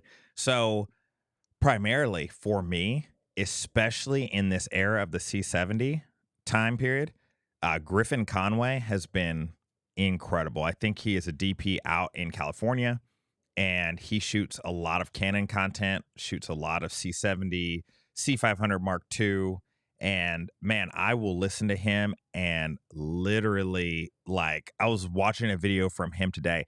I will also say, like, and this is going to sound crazy, but like not crazy, but it's going to be pretty cool. I shared this story, I don't know how many months back it was, but a person's content that I had consumed so much is Brandon's. And so when I ran into him in public, I was like, you're Brandon Washington. And so anyways, so watch so much of his content, especially when I want to break out of, the echo chambers of Canon. And I wanted to see, he was shooting Blackmagic, he was shooting Canon, shot with some Sony gear, and then ultimately with Red, it gave me an opportunity to see some things of a potential evolution outside of Canon. A lot of content that I'm watching right now, especially for like a news place, is Ordinary Filmmaker. He is always like dropping 5-6 videos a day about camera news. And so love, hearing about the cutting edge tech. Little out on the patents because the patents are like kind of boring and who knows when they'll actually come out. But he's been great. Obviously, Jared Poland. He's more of a photo side of things, but near and dear to my heart because he was a strong Nikon shooter, and recently, not even recently, within the last year, couple years, he's been shooting almost all of his studio work on the R5. So follow him. And then the last guy that has been so good, and I'm actually gonna have to pull up my my YouTube because I literally Sounded Out Films. He's a DP, I think, out in Philadelphia, and he is. And if that's wrong, I might be wrong, but he's awesome. Like he deep dives into the C70, and I love that. And so those are some of the creators. Not even honorable mentions. Cam Mackey, he's awesome. Love his on-set stuff. And I would say Justin Porter is the only person that I watch other people's wedding videos that aren't my own. So love getting inspiration from him, not just with his work, but also learning about time code and that stuff from him. But what about you, Brandon? Yeah, I think for me, when it comes to like following like filmmakers on YouTube, I have actually like, because so much of my business for a long time, I feel like I go through like these waves where there's like ups and downs and different, not necessarily like ups and downs, but it's like different areas of focus at different times. Mm-hmm. So like there are times where I go down like the creative rabbit hole where I am watching people who I'm looking for like inspiration from. I'm looking for like, oh, how did they do this? Were they creative with this? Like, for example, like a Danny Gewirtz is somebody who I absolutely look up to as far as like to how he tells stories and how he brings his films together. But then there are times where like running a production company, I feel like I had to go down the business side of things where I find myself consuming a lot of business content. And I'm like listening to like the Alex Hormozis or the Gary V's or just different people like that, because I find that like for me, there's always been this like, in order to do this as a profession, I had to figure out the business side of it because, I never wanted to be a starving artist. So it's like I had to figure out the business side. But then once I get the business kind of going, then I find myself creeping back into the creative side. Mm-hmm. I will say, though, it has been probably one of my favorite things about being on YouTube and doing YouTube is I have had the opportunity to become friends with a lot of the people whose content I consume, whether that is Cam Mackey or Brittany Janae or Brady Bassett, who I learned a lot of stuff about lighting and stuff from him, or like Ryan, like all of these different guys. Like now that I'm friends with them, it's been really cool because like I can just pick up the phone, call them, or reach out to them, or ask them a question, or if I like their video but I have a follow-up question, I can reach out. And that's one of the things I like about social media and YouTube is I feel like Instagram kind of was like, is that way for me with a lot of these people. It's like you can just reach out to people and ask their questions and get those answers from them, right? And like when it comes to learning, especially, like Mr. Camera Junkie said, the University of YouTube, when you go to the University of YouTube, there are so many different individuals who you can learn from that it's almost better than university, where like you might have to take a certain class, but there's only 2 professors that teach that class. And then you go and you ask, what is this professor like? And they're like, oh, he's really tough.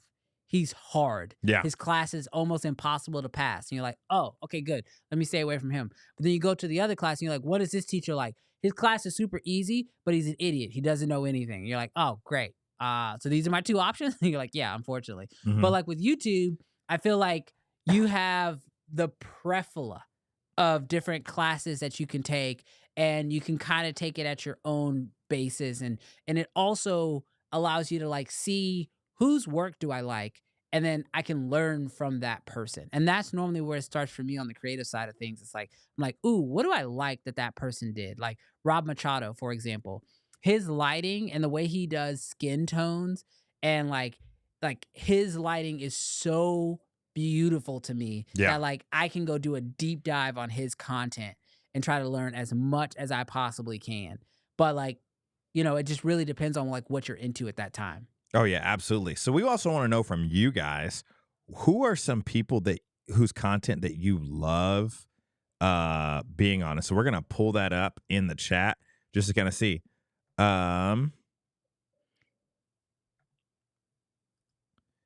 Yeah, Brandon. Yeah, Griffin Conway. He's awesome. Like I love his work. Especially because I feel like he's always doing like these outdoor shoots, rigged up to camera cars and boxing stuff. All been really good. Simon is great for up to date info. At Ordinary Filmmaker. Absolutely, Mr. Camera Junkie. Like I didn't know that was his name, but I watch him like almost every day with all this. Filmmakers Academy, Justin Phillips, CVP, Gian Carlos. Sorry if I said that wrong. Film Riot. Oh, Film Riot. Oh, gee. Dude, Film Riot Film Riot made me feel so confident about not being able to go to film school. Yeah. Because like that, when you talk about like your mentor who like took thousands of dollars and like dropped it into your head, Yeah. that was Film Riot for me. Yeah. Like I know that Ryan from Film Riot went to Full Sail, and like for a long time that was the dream. Yeah. Go to Full Sail, I'll be a real filmmaker. But then I saw the price and I was like, I'm not going to Full Sail. Yeah, for sure. But it was really kind of like so nice of someone like him to take that knowledge and be able to bring it to YouTube. And the other thing that I actually found that's been also kind of like pseudo like really inspiring is like as you follow these people on YouTube, you also get a chance to see them progress. Like if you go back to like the old Film Riot days and green screen. Yeah. And then you look at what they're doing today, you're just also kind of proud to like it's the difference between I think just like traditional education where it's like you're watching your teacher in a classroom over the course of time, but like you don't actually ever know what your teacher's doing. Like, is your teacher doing anything? Well, that and the information never updates. Yeah. That's cringe. Yeah. It's like we teaching the same thing that we were teaching 5 years ago. Yes. Ugh. And I'm not graduating for another 3 years. Like, I'm going to be outdated by the time I get out of here. Seriously. Yeah. You know who feels like the new Film Riot? And to be fair, Film Riot is still incredible. But this just made me think of them. Epic Light Media. Oh, yeah. They're absolutely crushing. I love how they will shoot with really expensive gear, and then they'll be like, and I'm going to shoot this on my iPhone with a piece of aluminum foil, and I'm going to show you how to bounce some light. Yeah. And so, yeah, they're great. Epic Light Media, definitely check them out if you haven't. Yeah, so let us know down in the chat. Definitely, if you guys, as you guys are going through the chat, start making notes. Make notes of all these different ones. Oh, Mr. Camera Junkie shouting out Tom Buck. Dude, when it comes to audio, why does that sound familiar? That's we met him at NAB, and he does the audio stuff. His videos are the ones I send you about, like the microphone tests, and when we were setting up all of this.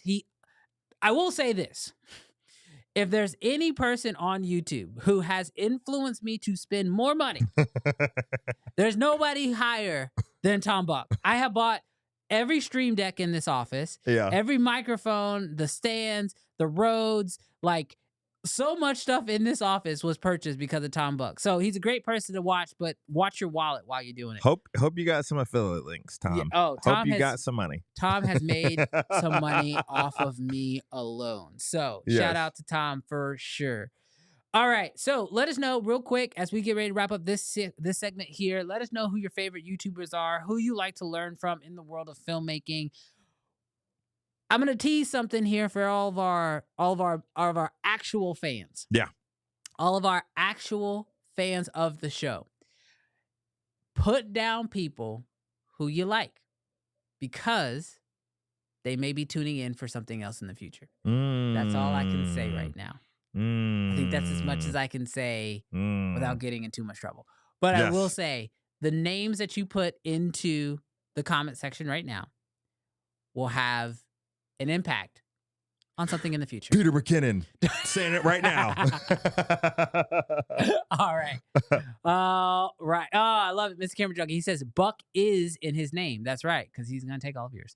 All right. All right. Let's go ahead and hop into something that we have not done before. Yeah. But I'm really excited about this next story. Absolutely. Because I think there's so much that we have to say about it.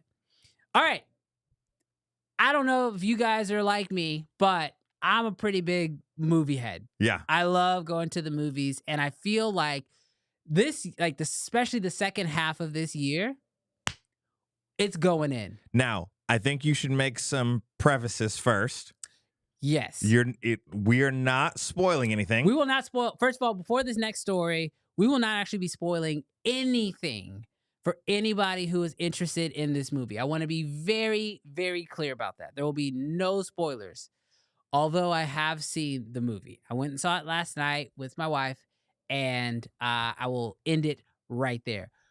But before we get into thoughts on the movie and movie industries in general, the fact that movies have been sort of like meh for a while has kind of like put us in a state of just kind of being like numb to a lot of movies. It feels like Marvel stepped out of the room for a while. I feel like when they stepped and out, then though, everybody else just kind of, it all just kind of decayed for a minute there, right? Yes. But it feels like in the last few months, with movies being better, like the box office kind of back in full swing, we are now in a place where people have nothing better to do than to create drama around movies again. Yes. And I wanted to talk about this one particular piece of drama that I recently saw around the new Deadpool and Wolverine movie.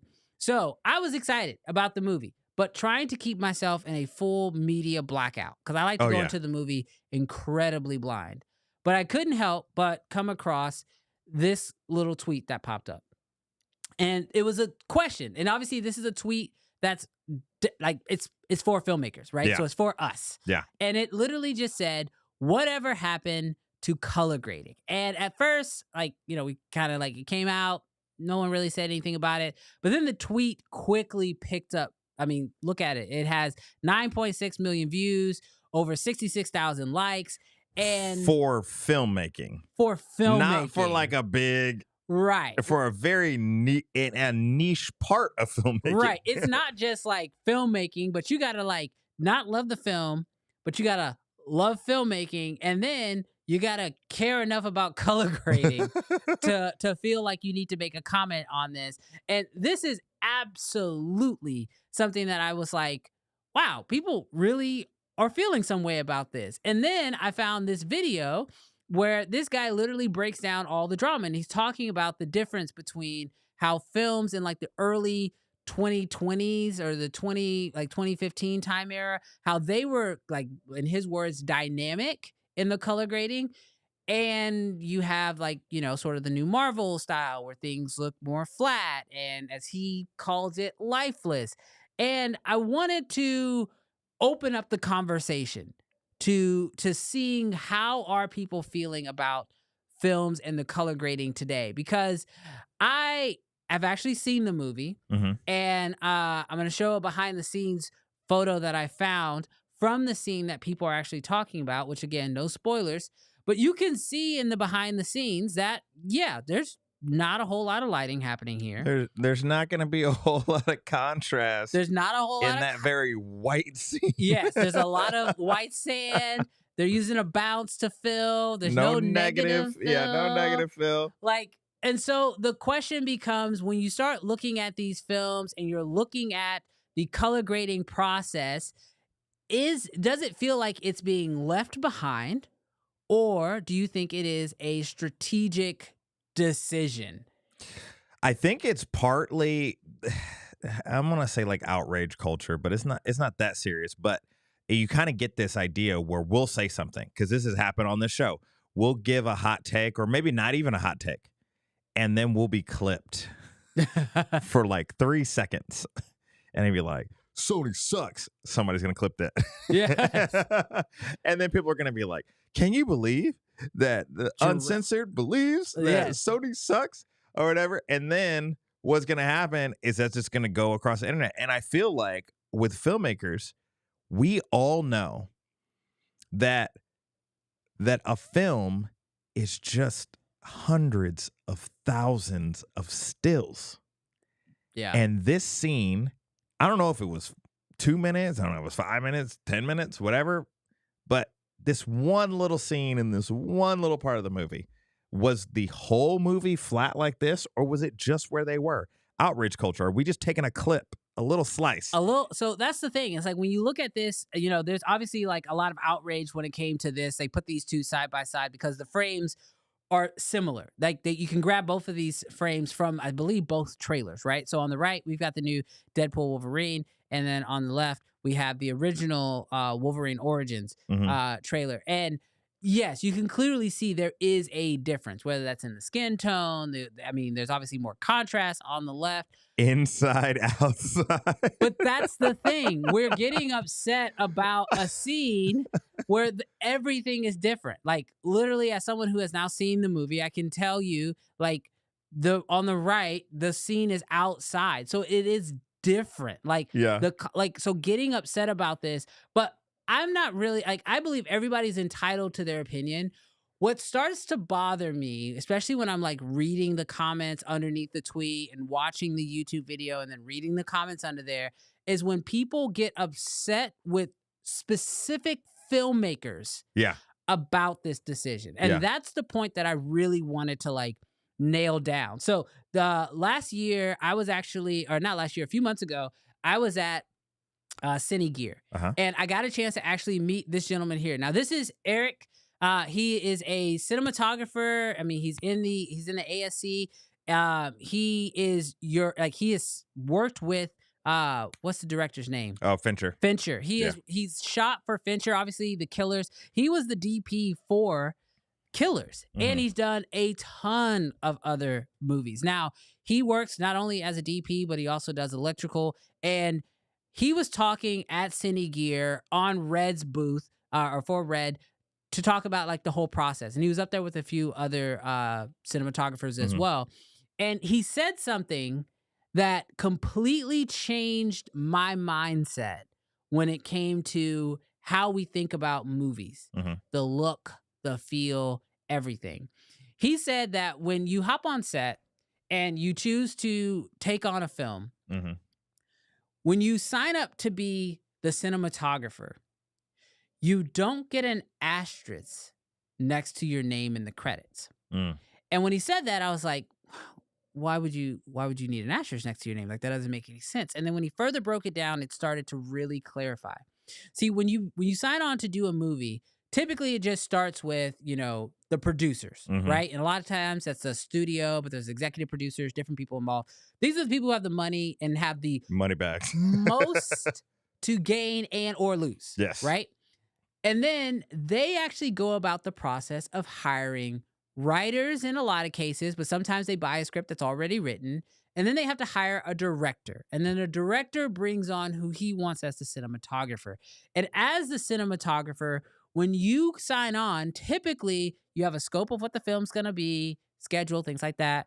You have the script, and you have to ask yourself, what can I bring to this film from my skill set as a cinematographer that can elevate this, not only for the project itself, but for myself? And here's where the asterisk comes into play. Yeah. When you sign up to be a cinematographer for a film, you don't get the asterisk that says, I wanted to do X, but the studio made me do Y, right? Like, my vision was this color grade. And so when I lit it and I shot it with this intention. But then when I ultimately handed over the footage to the studio to then go through their color process, they got a chance to do their own thing. Now, some directors, big time directors, have where they will have control over the entire post-production process. They can have control, final say over color. Those are things that they work out and negotiate in their terms, but not all directors get that. And so when we start looking at these films and we start thinking about, okay, who is to blame for why does this film look flat, or why was it lit this way? I am totally fine with everyone having their opinions over, did you like the old color grade better? Or is there a place for this new look? Which, personally, I do tend to like find myself, I like the more stylistic look because I think it adds a little bit more to what the director wants us to feel. So we lose a little bit of that when it's more flat. But I will say that, like, when you are choosing those decisions, just know that, like, to be like, oh, Marvel doesn't care, or oh, these directors don't care, or oh, that cinematographer did not do a good job on shooting X, Y, and Z. Unfortunately, those cinematographers don't get the asterisks. They don't get to say. They are one person of hundreds of people that are a part of the decision-making process. Yes. And being a part of that decision-making process, I personally think that's like it's awesome to be there, and like as a cinematographer, you want to Mhm. be in the room so your voice can be heard, and your goal is for your creative intents to be made. But just know that like there's so like filmmaking is such a collaborative process. Oh yeah. And you have people from, I mean, literally, like I've heard stories from like cinematographers on set where they're filming something and they're like, okay, this is the look I want, and somebody from art department comes over their shoulder and they're like, I think your aperture is a little bit, we can't see the background. And my entire team just spent hours Yeah. building out the background for you to shoot at, a T2A, and we can't Yeah. see anything. Yeah. Like, unfortunately, like sometimes it's like, oh yeah, we need to see more because there's people who are like, there's so many decisions. I was watching a YouTube video of a younger DP on set, and he kind of felt like, because I'm the DP, right? I can literally just say or do what I feel like would be best for the film. And so he went up to the director, and they had a good relationship and collaborative and all those sort of things. So he went up to the director and said, hey, I think we should cut this scene. I don't understand how it works in the flow of things. We're also a little bit behind, and it just doesn't really make sense in the story. And the director said, yeah, thank you for your opinion. Yeah, you can shoot this scene. And it's like one of those things that it's like, obviously, like there's so many lessons to learn in that, but rarely is there going to be one person, just one person that's going to get everything that they want, how they want it, without anybody else's say. Maybe Michael Bay. I don't know. Maybe Michael Bay. Maybe Michael Bay is just like. It depends on. I think the only director I know. Well, there's a few who could possibly get away, Yeah. and I don't know this guy, but I've heard stories of James Cameron, Okay, where he can pretty much get whatever he wants. And Quentin. I don't know. So he sounds like it. He sounds like it, but I'll say the reason why I say Cameron is because of the story that I've heard. I've heard this through the grapevine.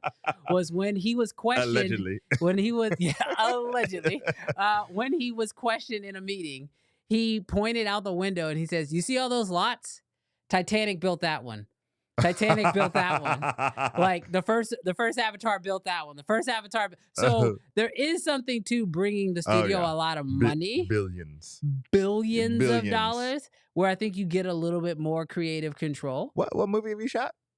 Yeah, exactly. So, but no, I definitely think that there is.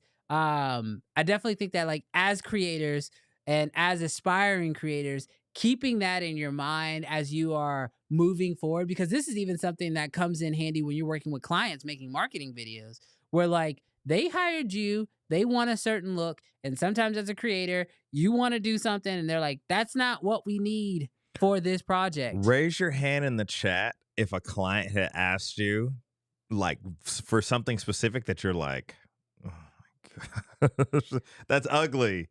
That's not the right location. We need to bring in lights. We don't want lights. Oh my gosh. Yes. Like if that hasn't happened to you yet, then you're blessed, or you haven't had a ton of clients yet, because it will happen to you. Yes, it absolutely happens. So just remember that filmmaking is a collaborative process.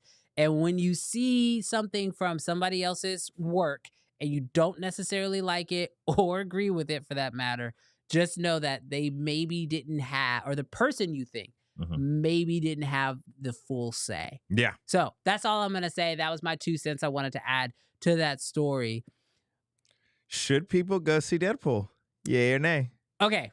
I'm going to do this because we're kind of getting close to the end of the show. Yeah. I'm going to put it like this. At this point, I will give my initial thoughts without spoiling anything of the movie. Because, and I'm going to give you guys a second, because I am one of those people who, when I go see a movie, I go in blind, bro. Yeah. I don't watch a review. I watch the teaser and the first trailer, and that's it. You know, sometimes I don't even watch trailers. Yeah, if I know I'm hyped about it, I won't even watch a trailer. The only reason why I saw one of Deadpool's trailers was because it played before another movie I went to go see. But normally, if I already know I'm going to see a movie, I don't even need a trailer. So if you are one of those people who don't want to hear anything, who don't want any insight, I want to give you plenty of time. If you're like me, I don't like reviews. I want to go in as blind as I possibly can. Just mute. Stay on the stream. Mute it for a the second. numbers. We'll for the let you- numbers. do it for the numbers. But all right, so here are my thoughts on this movie without spoiling anything. First off, there are very few movies that I go and see that have me like giddy. You know what I mean? Yeah. Like when you like, it's that like uncontrollable smile and laugh. Uh-huh. This movie had me feeling that way the entire way through. Hype train. This, I'm also going to say, because I'm trying not to say anything, I'll also say this is 100% a movie that is worth you staying off of YouTube and Instagram and TikTok, because there are some jerks out there who will spoil this, and there is a lot to spoil in this movie, and I think it's going to be hard for people to keep their mouth shut. Yeah. Just like when Endgame, was it Endgame or Infinity War? I think it was when Infinity War came out. The directors were like, don't spoil this. Don't spoil this. No one spoil this for like the first week. Don't spoil it. Don't spoil it. I wish they would have done something like that, because there's so many things that happen in this movie that if it could be spoiled for you. Yeah. But all of those things make the movie amazing. So go into this movie as blind as you possibly can. You are going to have a blast. And if you are of the right age, oh my gosh, you're going to have even more fun. Yeah. Like, it's layered. It's one of those movies that's incredibly well layered, that the more you know, the more you're going to enjoy it. But it's so much fun. But I will say, this movie, as everybody knows, is rated R. And when the movie starts, I'm not giving anything away here, but when the movie starts and you get because now it's part of the MCU, we all know this is now officially like part of the MCU. Yeah. And you see the Marvel banner play, you mentally think, oh, I'm watching a Marvel movie. And in the first few seconds, you go, oh, this is a rated R Marvel movie. And every single part of it is amazing. So I will say, this is absolutely a movie I recommend people go and see. Go in blind. Someone says, is never having seen a Deadpool movie blind enough? That might be a little too blind. Do the first two need to be seen? They don't need to be seen. Okay. But again, I will say, the more you see. Marcus says, "Shut up, Brandon." Shut I up, Brandon. Anything. I will just say it is worth your time. It is absolutely worth your time, and I think 2 thumbs most up from people- Brandon Washington. most people will enjoy it. So 2 thumbs up. that and is- we another comment came in. They've been hearing only bad reviews. So yeah, Donovan. Sounds like 2 thumbs up for Brandon. I think depending on who you are, it's one of those things where I can imagine, like, because there actually was a girl in my theater who was like super lost. Like, afterwards, she was asking all the wrong questions. Yeah. So I will say, like, it's one of those movies that if it hits, it's gonna hit. Yeah. But if it doesn't, it probably would be a miss for you. Yeah, but for sure. I will say, I thoroughly enjoyed it, and I do strongly recommend you people go and check it out.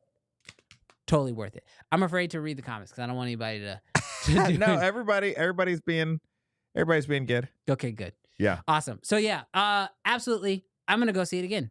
That's just how much I enjoyed it. Yeah. Yep. Even my wife, who, I mean, granted, she loves superhero movies and stuff, but she never sees a movie twice in theaters. She was like, "Oh, I want to go see that again."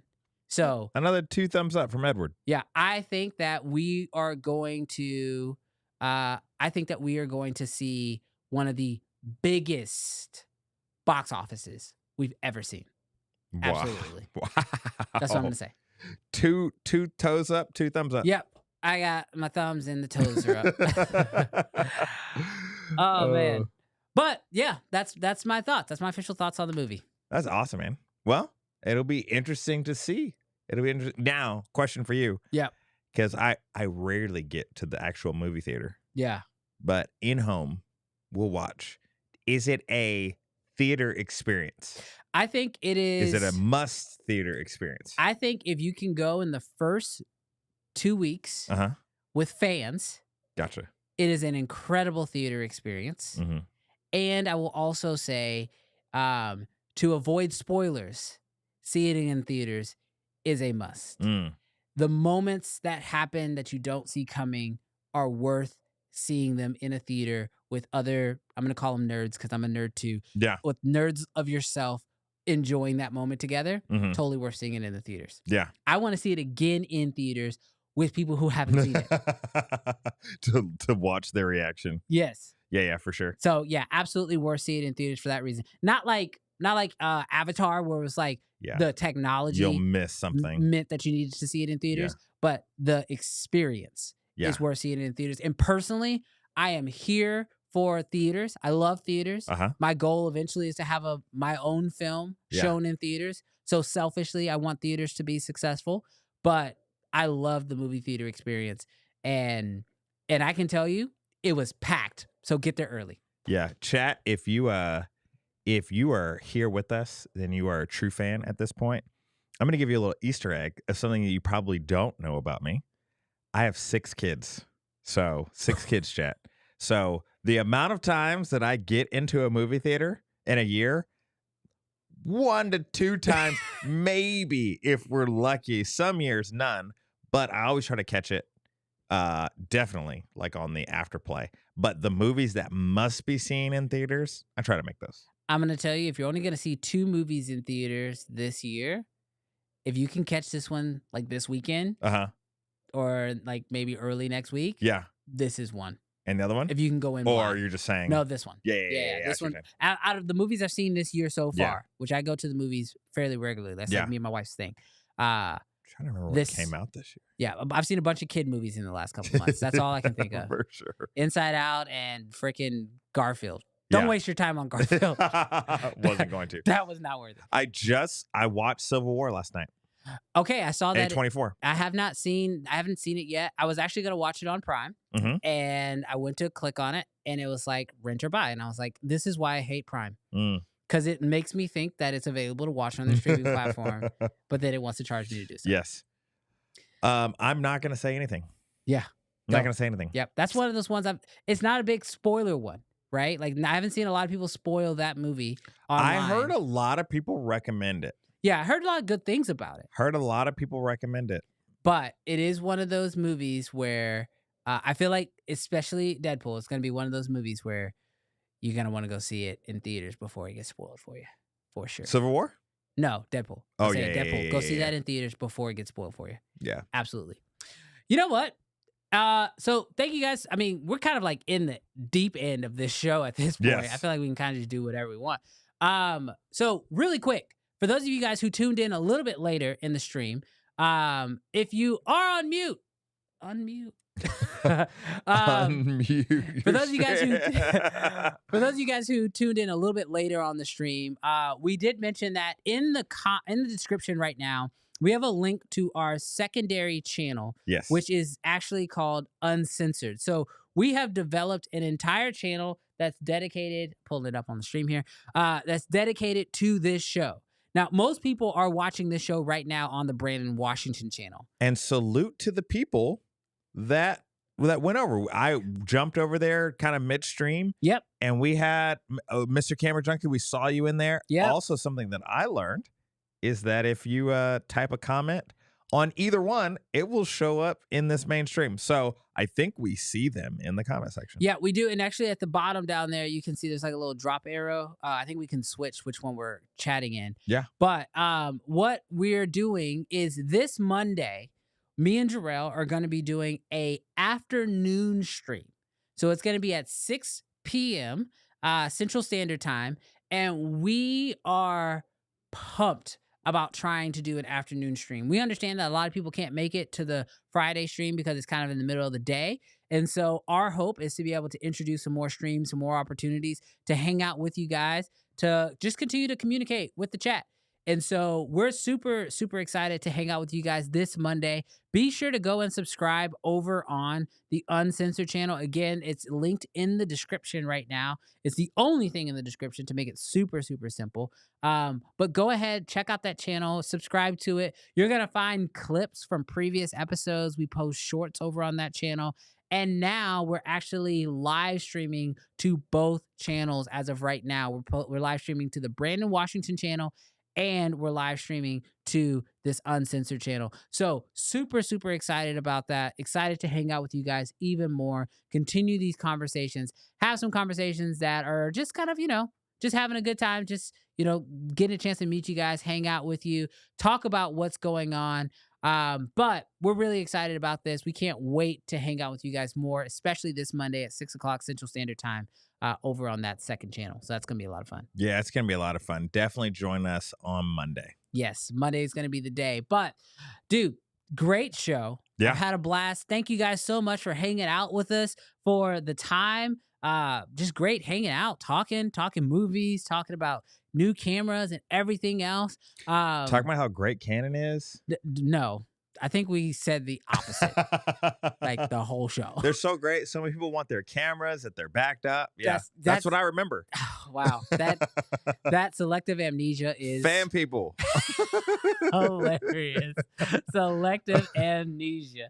All right, guys. We'll see you guys on Monday over on the Uncensored channel. We can't wait to see you guys there. It's going to be a blast. And thank you guys so much for tuning in to this week's episode of Uncensored. And we'll see you guys on Monday. Peace. Peace.